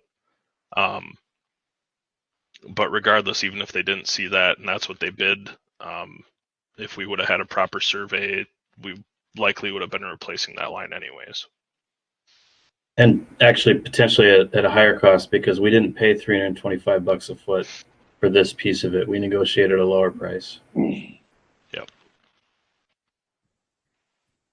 You just know it didn't state, I know, Ed, you're saying we would have had to replace the pipe anyway, but it's not stating that in the issue of the change order.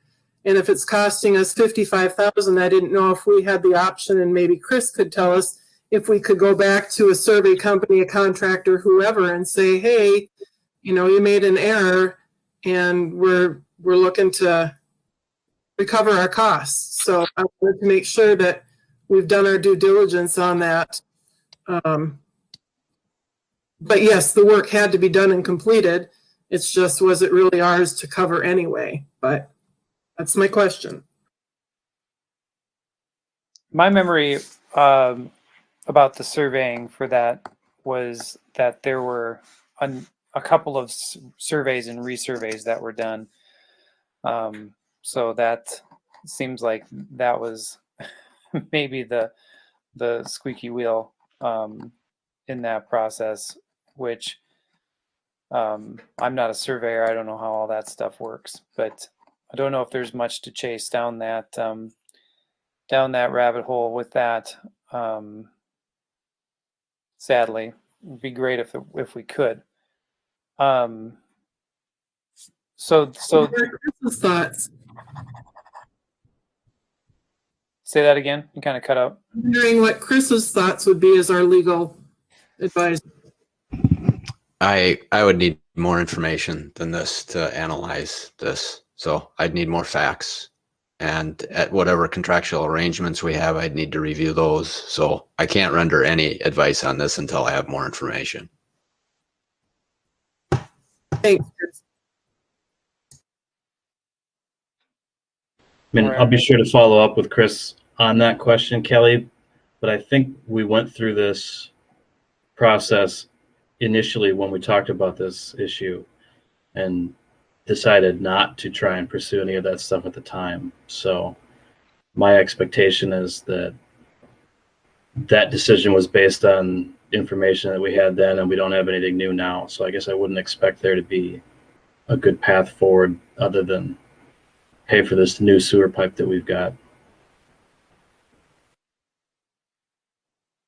And Ed, I just had one question about why the iron pipe? Why did we switch from the PVC to the iron? Just That was from, and you're referring to Broadway Avenue water main, correct? Yeah. So that was due to contamination that was encountered in that area. Again, not being familiar with the project development, that area was, you know, a known area of contamination that was marked in the plan. And that's why we had AET there, you know, or Braun on site, you know, monitoring, and then they confirmed that it was in the ground in the area of the water main. Why that decision wasn't made to go with the ductile iron prior to the project.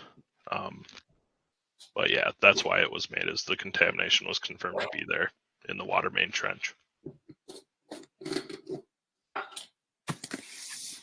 Yeah, and Michael, I know that that you haven't, you know, you just got on the council this year, and there's a lot of background information for a lot of this stuff that's happened in the past, you know, 5-6 years.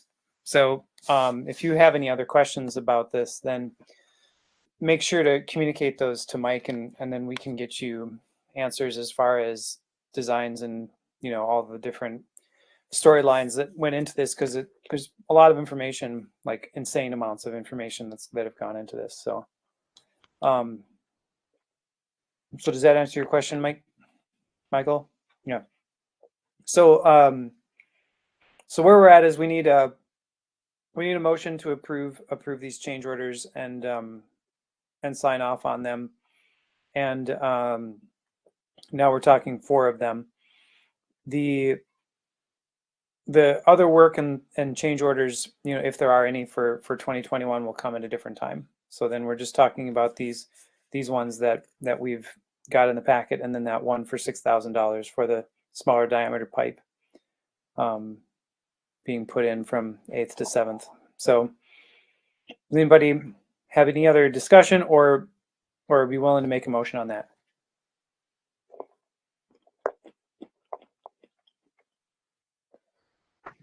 I would move to approve them. Okay, there's a motion. Is there a second to that motion?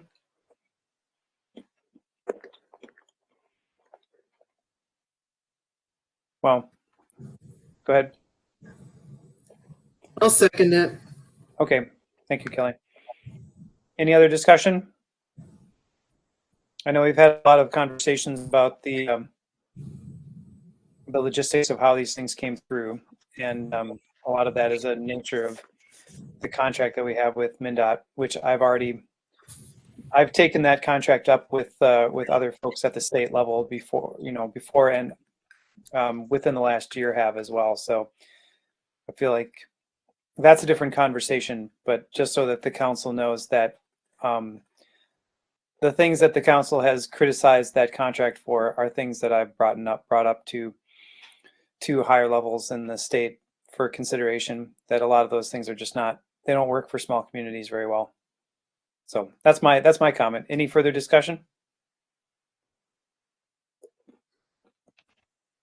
Seeing none, take it to a roll call vote. Anton, your vote? Aye. Kelly, your vote? Aye. Michael, your vote? Aye. Craig, your vote? Aye. I am an aye as well. Motion carries. Those change orders are approved. Thanks for hanging out with us on a Wednesday night, Ed. Thank you for taking the time to discuss that with me. All right. Well, we're going to just move right along then. So you can peace out if you want, Ed. Sounds good. Great. See you again sometime soon. All right. So we're going to move on to the next item on our agenda is Highway 61 sidewalk maintenance. So we have Lenny here Lenny, thanks for hanging in here with us. But we have at our last meeting, we agreed that we would maintain the snowmobile trail on the north side of the highway for this winter, just because changing it in the middle of the season it proposed a lot of challenges. So now the idea of having the south side cleared for pedestrians and then having the north side for snowmobiles.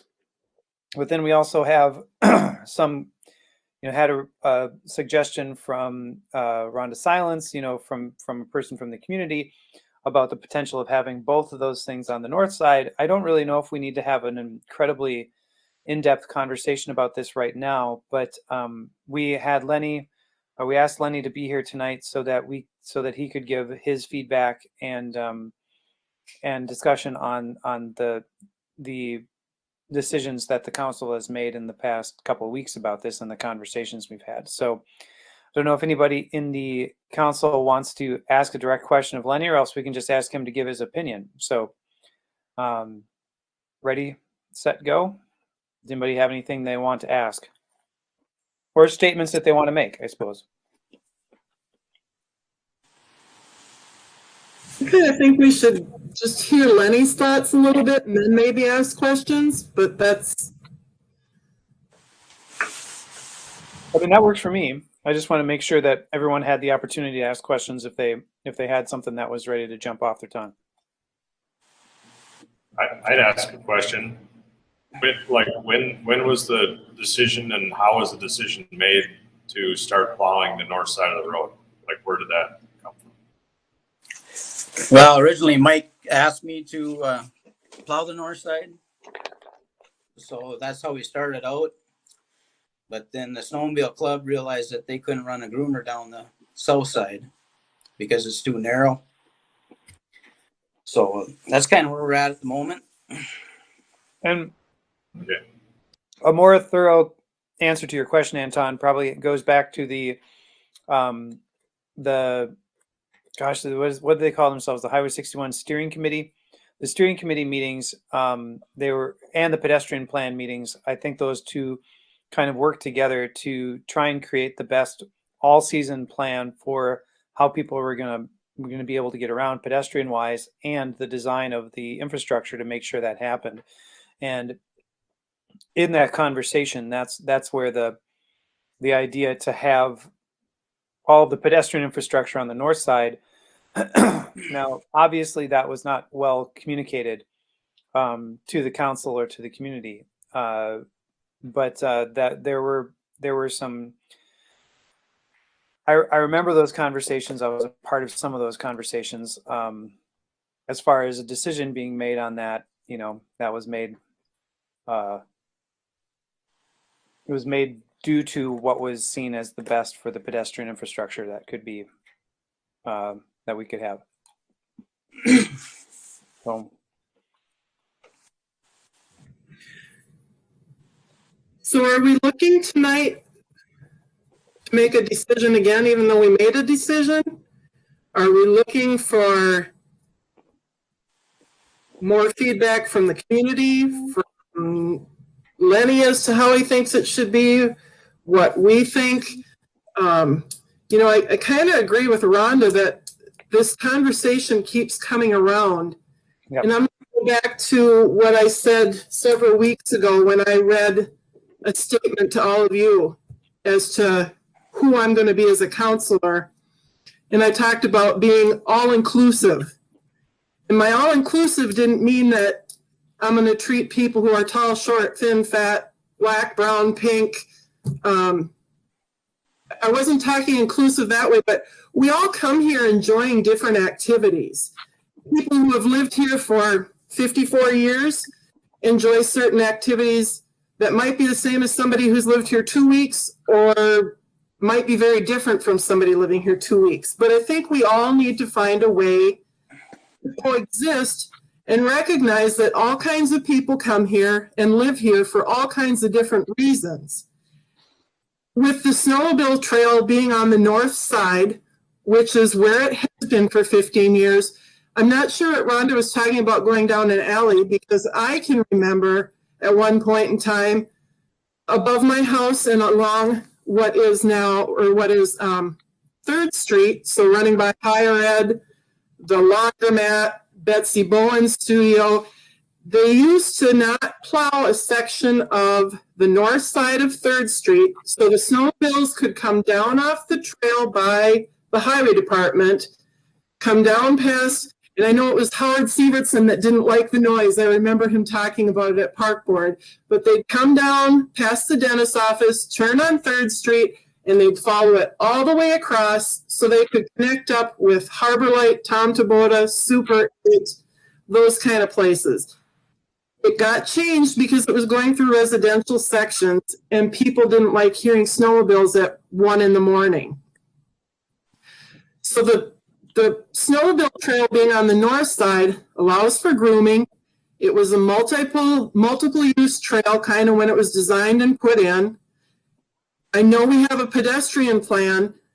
I know somebody put in a letter about having to cross the road 4 times, but everybody that lives on the north side of the street can all reach the north side businesses somewhat safely. We don't have sidewalks on every street in town.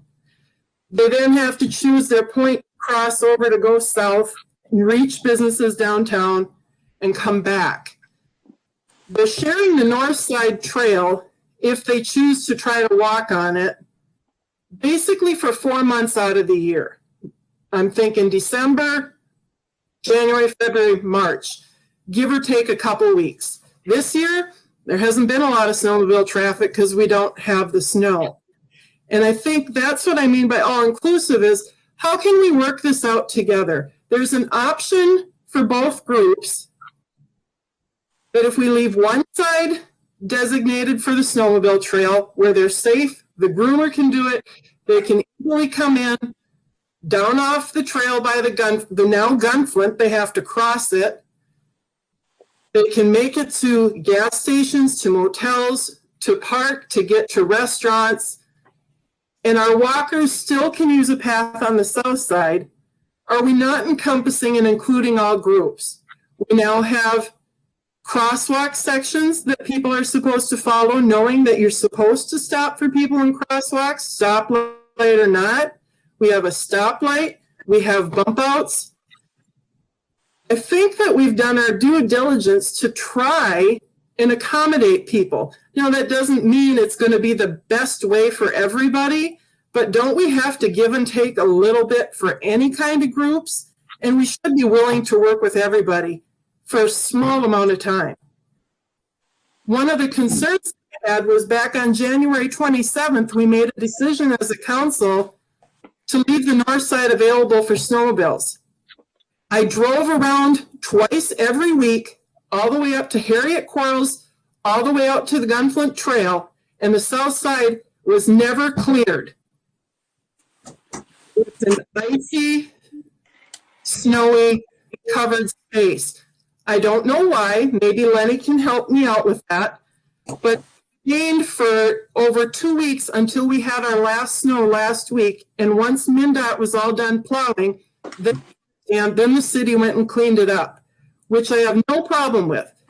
I don't think we should be cleaning any sidewalks until MnDOT's done throwing all the snow out there. That means Lenny and his crew would have to do it 2 or 3 times during a daytime snow. We don't have the manpower for it. I think we need to kind of put some of this stuff to bed and work with people and just say, hey, I know it's not the best situation that you want, but it's pretty good. And these businesses in town rely on snowmobile traffic in the winter. Well, and on that note, Kelly, I think you make a good point in saying that the reason why it's the way it is right now was to solve a problem, right?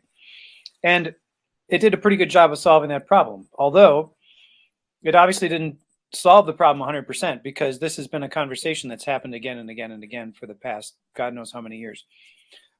So that to say, not to say that we don't have an arrangement that's good, like I think it works pretty well.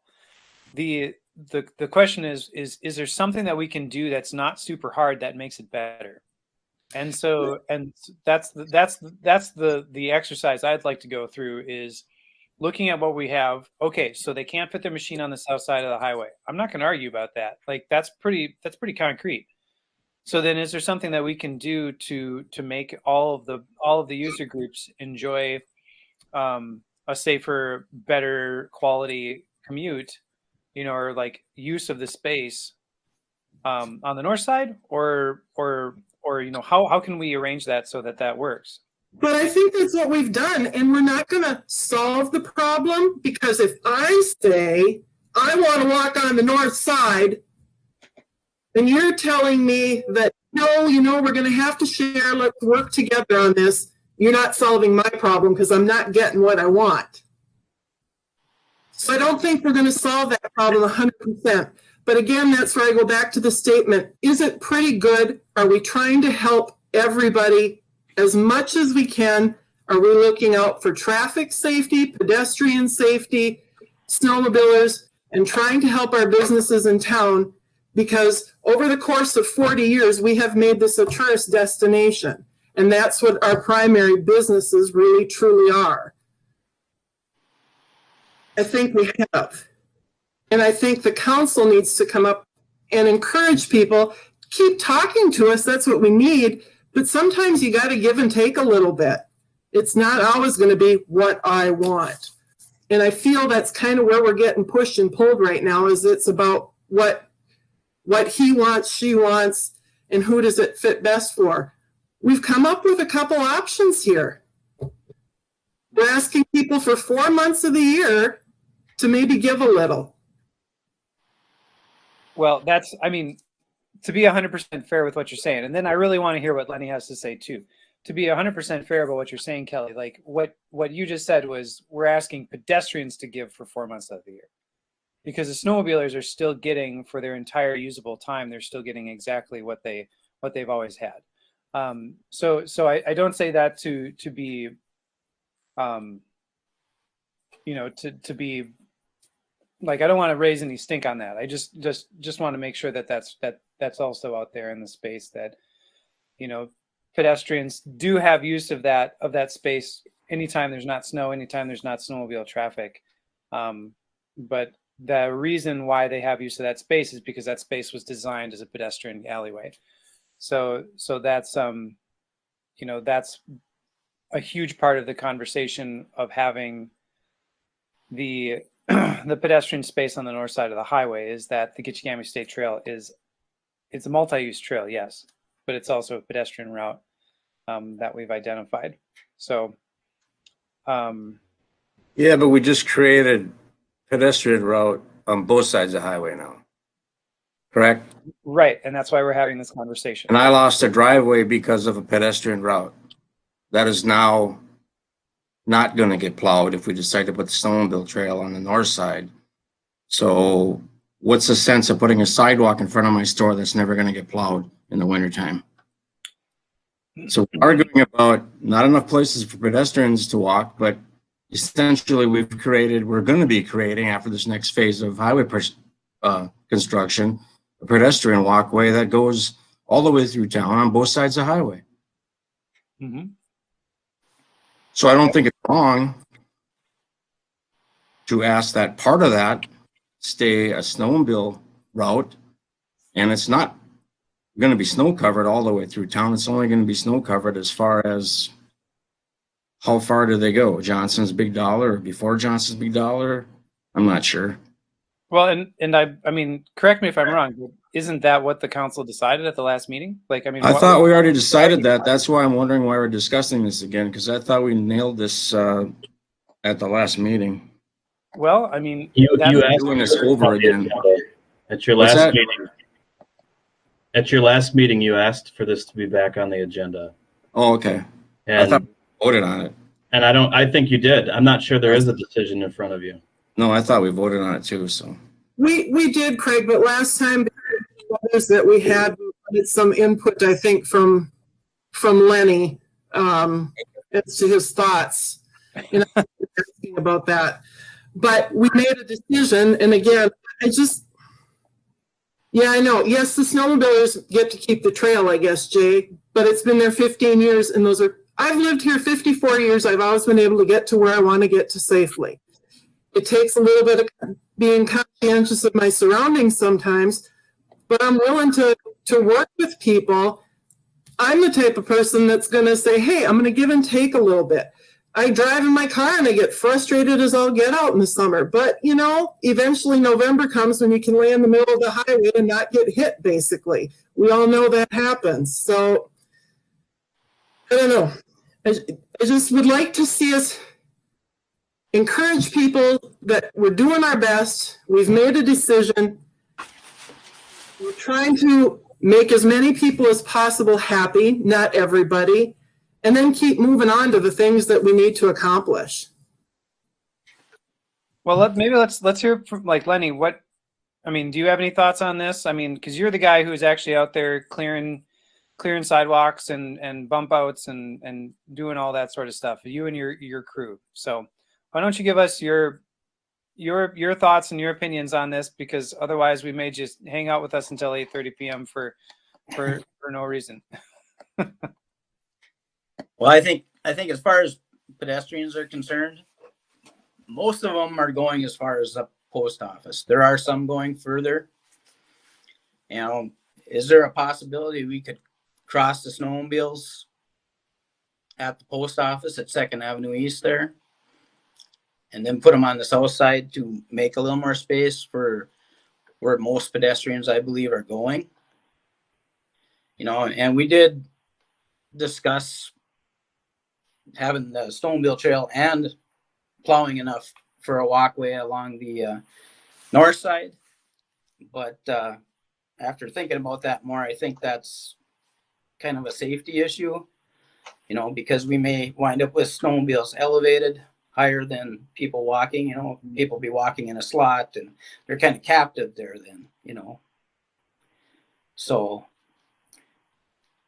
I think the safest way to do it is to leave the pedestrians on the sidewalk. Whether you guys want to make a decision to check out some of these other options, I think we need to have a snowmobile club involved also to know if they're possible. Well, as far as I'm concerned, Lenny, I think the council's already made their decision on this. The marching orders that you've been given about clearing the south side sidewalk and bump outs, that I believe that was Anton that made that motion. I guess for me, what I would need from you is feedback as to whether or not that is effective, as to whether or not that's something that you can do, that you have the equipment to do, that you have the manpower to do, that will then create a pedestrian infrastructure that's usable. So we'll have to, I guess that's going to be something we're going to have to ride it out and see what happens. This winter, obviously, especially today when it's 45 degrees outside, there's no snow on anything anymore. So this has not been the exemplar winter for practicing or testing these hypotheses. But if we can create some kind of a plan so that when we do get snow, that we can just put it in place and have it work, then I think we're good. I'm intrigued by your crossing them at second kind of idea, but that's something that we need to, like you said, we need to have that conversation with the snowmobile club. There's online mapping and all kinds of stuff that needs to be included in this, if something's going to change. Right now, I don't think things are going to change. So I think that we can, if we keep going with what we have right now, then then we can cross bridges when they come to us. But as for right now, I think that we have a solution. So is that where the council's at with this? Lenny, I don't know if you have anything else to say, any other input for this? No, I think that's the best idea right now. Okay. Anything else from the council? Thanks, Lenny. Thanks, Lenny. Yep. Thanks, Lenny. All right. So I think if that works, then we'll move on to the last thing on the agenda. So the last thing on the agenda is the city administrator job description. So Kelly and I we're members of we are the personnel committee. Kelly has been asking for a while that we go through this job description. And when you look at the header for this job description, you'll see that it hasn't been gone through since 2005. So I would say it's due. They're really for this view, looking at it at this level for this meeting tonight, there's not a lot that we have to do.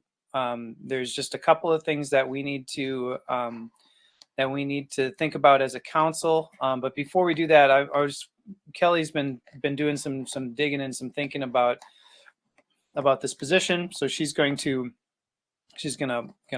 let us know a little bit about that. So go ahead, Kelly. Thanks, Jay. Yeah, I've been talking since I joined council in February of 18 of performance evaluation. The council back in December of 16 passed an ordinance that all city staff are to have a yearly evaluation. Obviously, there's no one to do one for the city administrator. He doesn't have anyone above him except the council. And so I'm a believer in these being, some people think they're silly, some people think they're supposed to be bad. I think they're a chance for people to really open up communications because in performance evaluations, hopefully you're talking about what somebody does. You're setting goals for another year ahead as far as what you'd like to see accomplished. You get to talk to an employee about where are they struggling, what are they having troubles with, how you as a supervisor, or in our case, we're a council, how can we help our administrator do their job better, be more effective, get them more help, get them less help. Then you kind of come back and you do a check-in with them, maybe quarterly, say, hey, how's it going? Hey, we wanted you to keep your budget within 5% of what was set. I see you made a big purchase. Can you tell me about this? You kind of reevaluate some things maybe. Maybe you have to adjust your expectations as their supervisor or their council, and then keep moving forward. So it opens up a lot of dialogue between a supervisor and their employee or employees. Job description is a good place to start. It defines to us what our city administrator is supposed to be doing. What are the expectations the council has for that administrator, and we can look at it. So again, as I looked at it from 2005, some of the wording is probably a little outdated, older. Maybe some of the things on there need to be renamed. We say a personnel officer. Do we want it human resources? Small stuff, things that we can talk about like that. We talk about 3 years experience in a public sector. Do we want to maybe increase that and say 3 to 5 so that someday as we are looking at when Mike retires or gets a winning lottery ticket, When the next person comes in, whoever it may be, whenever it may be, and another city council could change it down the line if Mike is still here in 20 years, and none of us will be, some of those things. And then we have a place to go back to. We can develop an actual performance evaluation form that then we go back to Mike, who is our current city administrator, or a city administrator, if you want to say, and we can go through the measurable duties that they have on their job description, and that's where we get to have those conversations. And when we look at somebody, you know, something measurable, I'll give you an example, was number 4, prepare an annual fiscal budget and capital improvement plan for submission to the council. Does our current city administrator do that? Yes. Do we like the process? Yes. No. Yes, but I would like to change this. Or could we see something besides that? You know, that's where you start having that dialogue. So the place to start was the job description. And that's why I brought it forward. What Jay and I kind of talked about is, how much involvement does the council want to have in this? Do all 5 of us want to have a work session where we look at it and work through it? Do we want it to be Jay and I as a personnel committee? Do we want to involve an attorney from Chris's office who deals in human resources? Do we want to look for an outside consultant? Do we want to start small, kind of go through some things, present it then to the attorney? How do we want to do this? So we're trying to keep it very simple, kind of at a 10,000 foot level here, looking at it as, what does this council want to do and trying to move forward with this? So we want people to get thinking. And maybe you don't know tonight, maybe you want to think about it and say, yeah, I would like to be a part of that, or no, it doesn't matter, the personnel committee, if you and Jay want to do it, or hey, we want to hire somebody to do it. You know, that's a discussion that we can have so that eventually we can get to putting things together, and then we can sit down, because in the contract that the city has with the current city administrator, it states that we're supposed to do a yearly performance evaluation. I haven't been part of one since I've been on the council. So we need to do that for follow through. So that's my bid, my speech. Thank you. You guys, you know, decide and let us know what you think or how much involvement you want to have.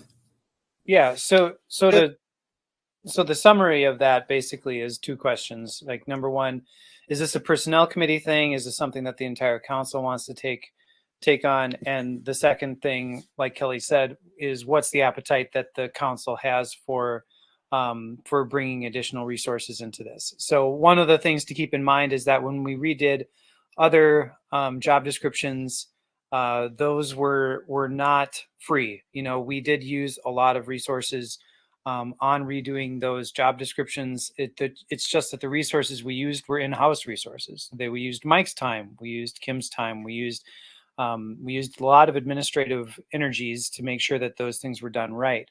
So when we're doing that for the city administrator, for the person whose job it is to do all those things, then we have to figure out what the appetite is at the council level for getting that one done. So those, I don't really think those are things we need to have an answer for tonight, unless, you know, it's clear, you guys are clear that the council is clear that this is either a personnel committee exercise or this is an entire council exercise. So I don't think we need to be prepared. You know, we don't have to make that decision tonight, but that's really the question that we have. So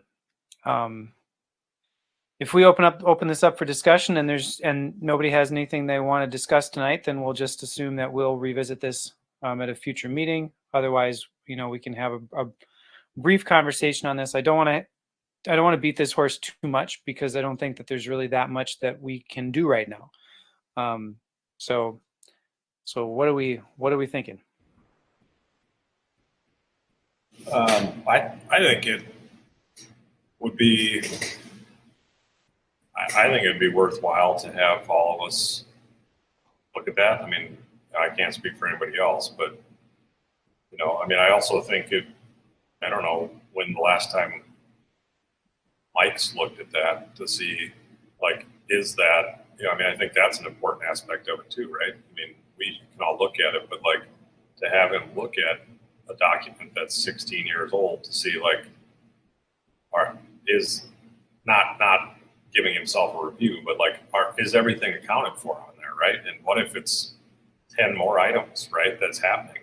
And then it's like, holy crap, well, that's too much for one man. So, you know, I mean, I just think I think it would be good for us to have the conversation, to go through that. I don't know if we have that conversation after, you know, Mike does take a look at it. I don't know if Mike would be there for it, you know, for the conversation, if it would be helpful. I don't know how, like, I guess I don't know how you'd orchestrate it. But I think all of us should be a part of it. And I would agree with that, Anton, you know, at some level. And, you know, like what you're saying is, how do we actually go through the job description and make sure that we have all the proper information in that job description, and that it's worded properly and, you know, brought up to date, that kind of a thing. I'm wondering if that getting things to that level isn't the job of the personnel committee. And, you know, and also perhaps, you know, Chris said that there's a guy who works for his organization that that specializes with this in this field. I also know that League of Minnesota Cities has a lot of leadership ability, or a lot of ability to help us with this. Kelly said that she is aware of someone that the hospital has worked with on something like this. So there's definitely resources out there. If that's something that the entire council would be, you know, would be interested in participating in, that looks like a work session. To me personally, I think that sounds kind of cumbersome to get through those initial steps. But I also, you know, I am 1 vote on 5 here. So we, you know, we need to think about what's the best way to do this for the organization, so that we get, you know, to get the best product. Chris, you unmuted. I did. Can I make a quick comment? Yeah. So, you know, if you're going to look at a job description, you got to separate the person from the position. So you can certainly look at the job description generically in the guise of the position and do it in a public meeting and say, what do we want an administrator's job description to look like? Versus, you know, a discussion of the performance of Mike, you know, that is subject to a different process. And so I think if you're going to have a work session to do this, then your discussion of that has to be generically on the position. What do we want the position of city administrator? What do we want the duties of the city administrator to do? Now, my office, you know, I have 3 specialists in my office that all they do is labor and employment work. And they've assisted lots of cities on developing job descriptions for every position in the city, including city administrators. So certainly if you want assistance from us in, you know, helping you review that, we can certainly do that. You know, a critical component of a revision of any job description is a discussion with the current position holder as well. You know, what is that person currently doing? Does this fit that? So, I mean, there is, you know, like I said, you really should separate person and position, but you still have to basically interview the person in the position to find out what is that person doing now?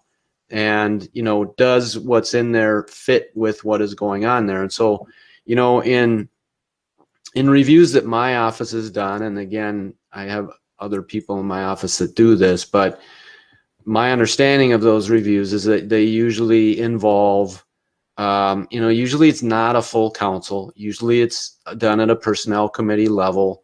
Usually it's done more informally. Usually it's developed, you know, you develop revisions to the job description, and then you bring that back to council for a discussion of those revisions. Because otherwise, I mean, I don't think any of you, with the exception of Kelly, have an HR background. So, you know, I know generically you may have some ideas about this, but it may be more beneficial to bring you something back to review at some point. Now, again, you don't necessarily have to use us in that process if you don't want to, because obviously there's a cost to that. But that's, I mean, that's how I would typically have seen it done. Obviously, you can choose to do whatever you want. Thanks for that, Chris. That's really quite helpful. I think you outlined more or less the way that I was looking at it, is that I think that having the personnel committee be the ones who gather the information and then bring that back to the council, and also then, you know, have multiple layers to it. You know, you're saying interviewing Mike about it, et cetera, et cetera. That makes more sense to me. But of course, I'm on the personnel committee, so that's, you know, I'm saying that I'm going to be involved. So other counselors, you know, you can weigh in as well.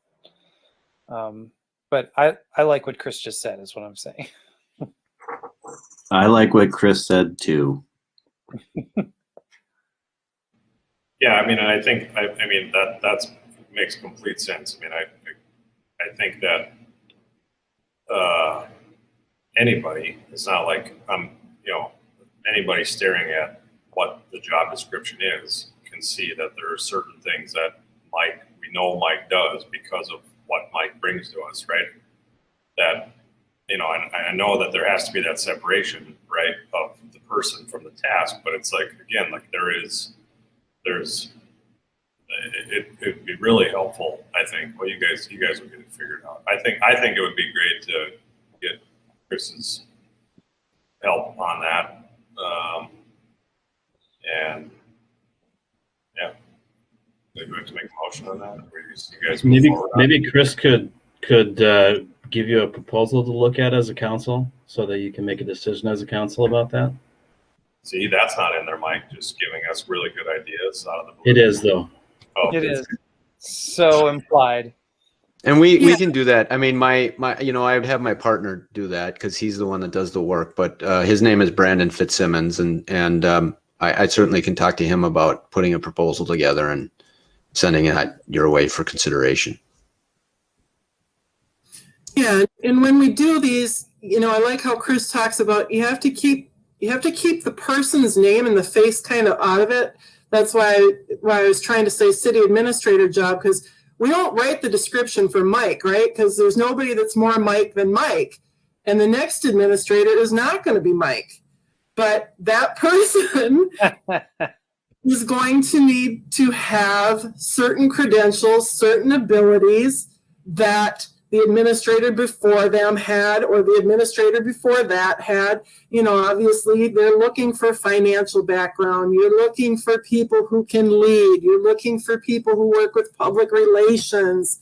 But you don't build it around who's there now, because again, his skill set and his structure belongs to him. We don't know what the next person's going to be. They might be super wonderful at personnel and not so great in finance.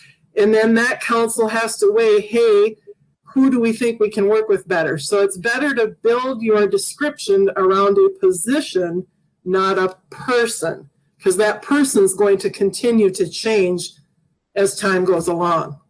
Hopefully not every 2 years, not every, you know, but maybe sometimes when people stay in place for 30 years too, you know, you don't know what happens. So you just have to make sure that it's kind of fluid, if that makes sense. That's why I like to call it the city administrator, because we're building that position. We're not building Mike's position or Sue's, if that's the next person, or so. You get what I'm saying? Yep. Well, I think that makes a lot of sense to get a proposal, see what that looks like. And so, I mean, is that something that the council wants to do? I think that if we want him to do that, we can just tell him to do that. You know, there will be an expense associated with that, but it won't be much to get the proposal put together. So yeah, I'm good with that because it's cost. Do we need to make a motion to do that, or it's just a proposal? So no. Okay. Thank you, Chris, very much for your input. Yeah, happy to do it. Cool. All right. Thanks for bringing that up too. So more to come. All right. So let's move along. So that's the rest of this stuff. I can tell it's getting late because the dog tell me came by to tell me that it's time to go to bed. I think she's been crawling in my lap basically for the past 10 minutes. Okay, so the last thing we have, council and staff reports. We'll work on our way from the top down on my list. Anton, do you have any update? No, except for I guess I just wanted to touch base on Kathy Quinn's letter that she wrote about the dog park and about Sawtooth Bluff. Mike, you have a meeting planned, is that right, with somebody about Sawtooth Bluff? With James. With James, okay. Because the biggest holdup and standstill on, I mean, I'm on the Parks and Trails Committee now. I think that I'll be getting emails when it's happening, so I know, because Tim was still on it last time, so I missed it. But I know they don't have a parks person at the county level anymore, but right? Do they? I'll know a lot more next week. Yeah. Okay. So anyway, I guess I'm want to make sure that we keep that rolling along here, and whatever the city can do to help that move along. I guess I'm excited for that. So I'm excited to hear what you learned, Mike, from that meeting. Please share. Not much of an update, more of a question. Great. That's it? Okay, Kelly, anything? Just real briefly, I think I told you I was going to attend my first North Shore Management Board meeting, but we met last night. It wasn't actually a real board normal meeting, I'll say a quarterly meeting. They are working specifically on trying to decide if they want to develop a TAC, a technical assistance. Oh, what was my word? Anyway, a group, a technical advisory committee. There we go. Sorry, I got so many acronyms in my head. They are very much working on right now an erosion hazard plan for the shore. And the North Shore Management Board deals strictly with the North Shore. Basically, they say St. Louis County. It's not really including Duluth, but it's just outside of there, all the way up to Grand Portage. Grand Portage has joined this within the last year, being part of the management board. And their long-range goal is to put in place ordinances regarding erosion hazards protection for the shoreline. An example, kind of what they talked about, is putting things in place for long-term, because Rich Spey, who is the chairperson of it, he's a Lake County commissioner, has served on this board for over 20 years.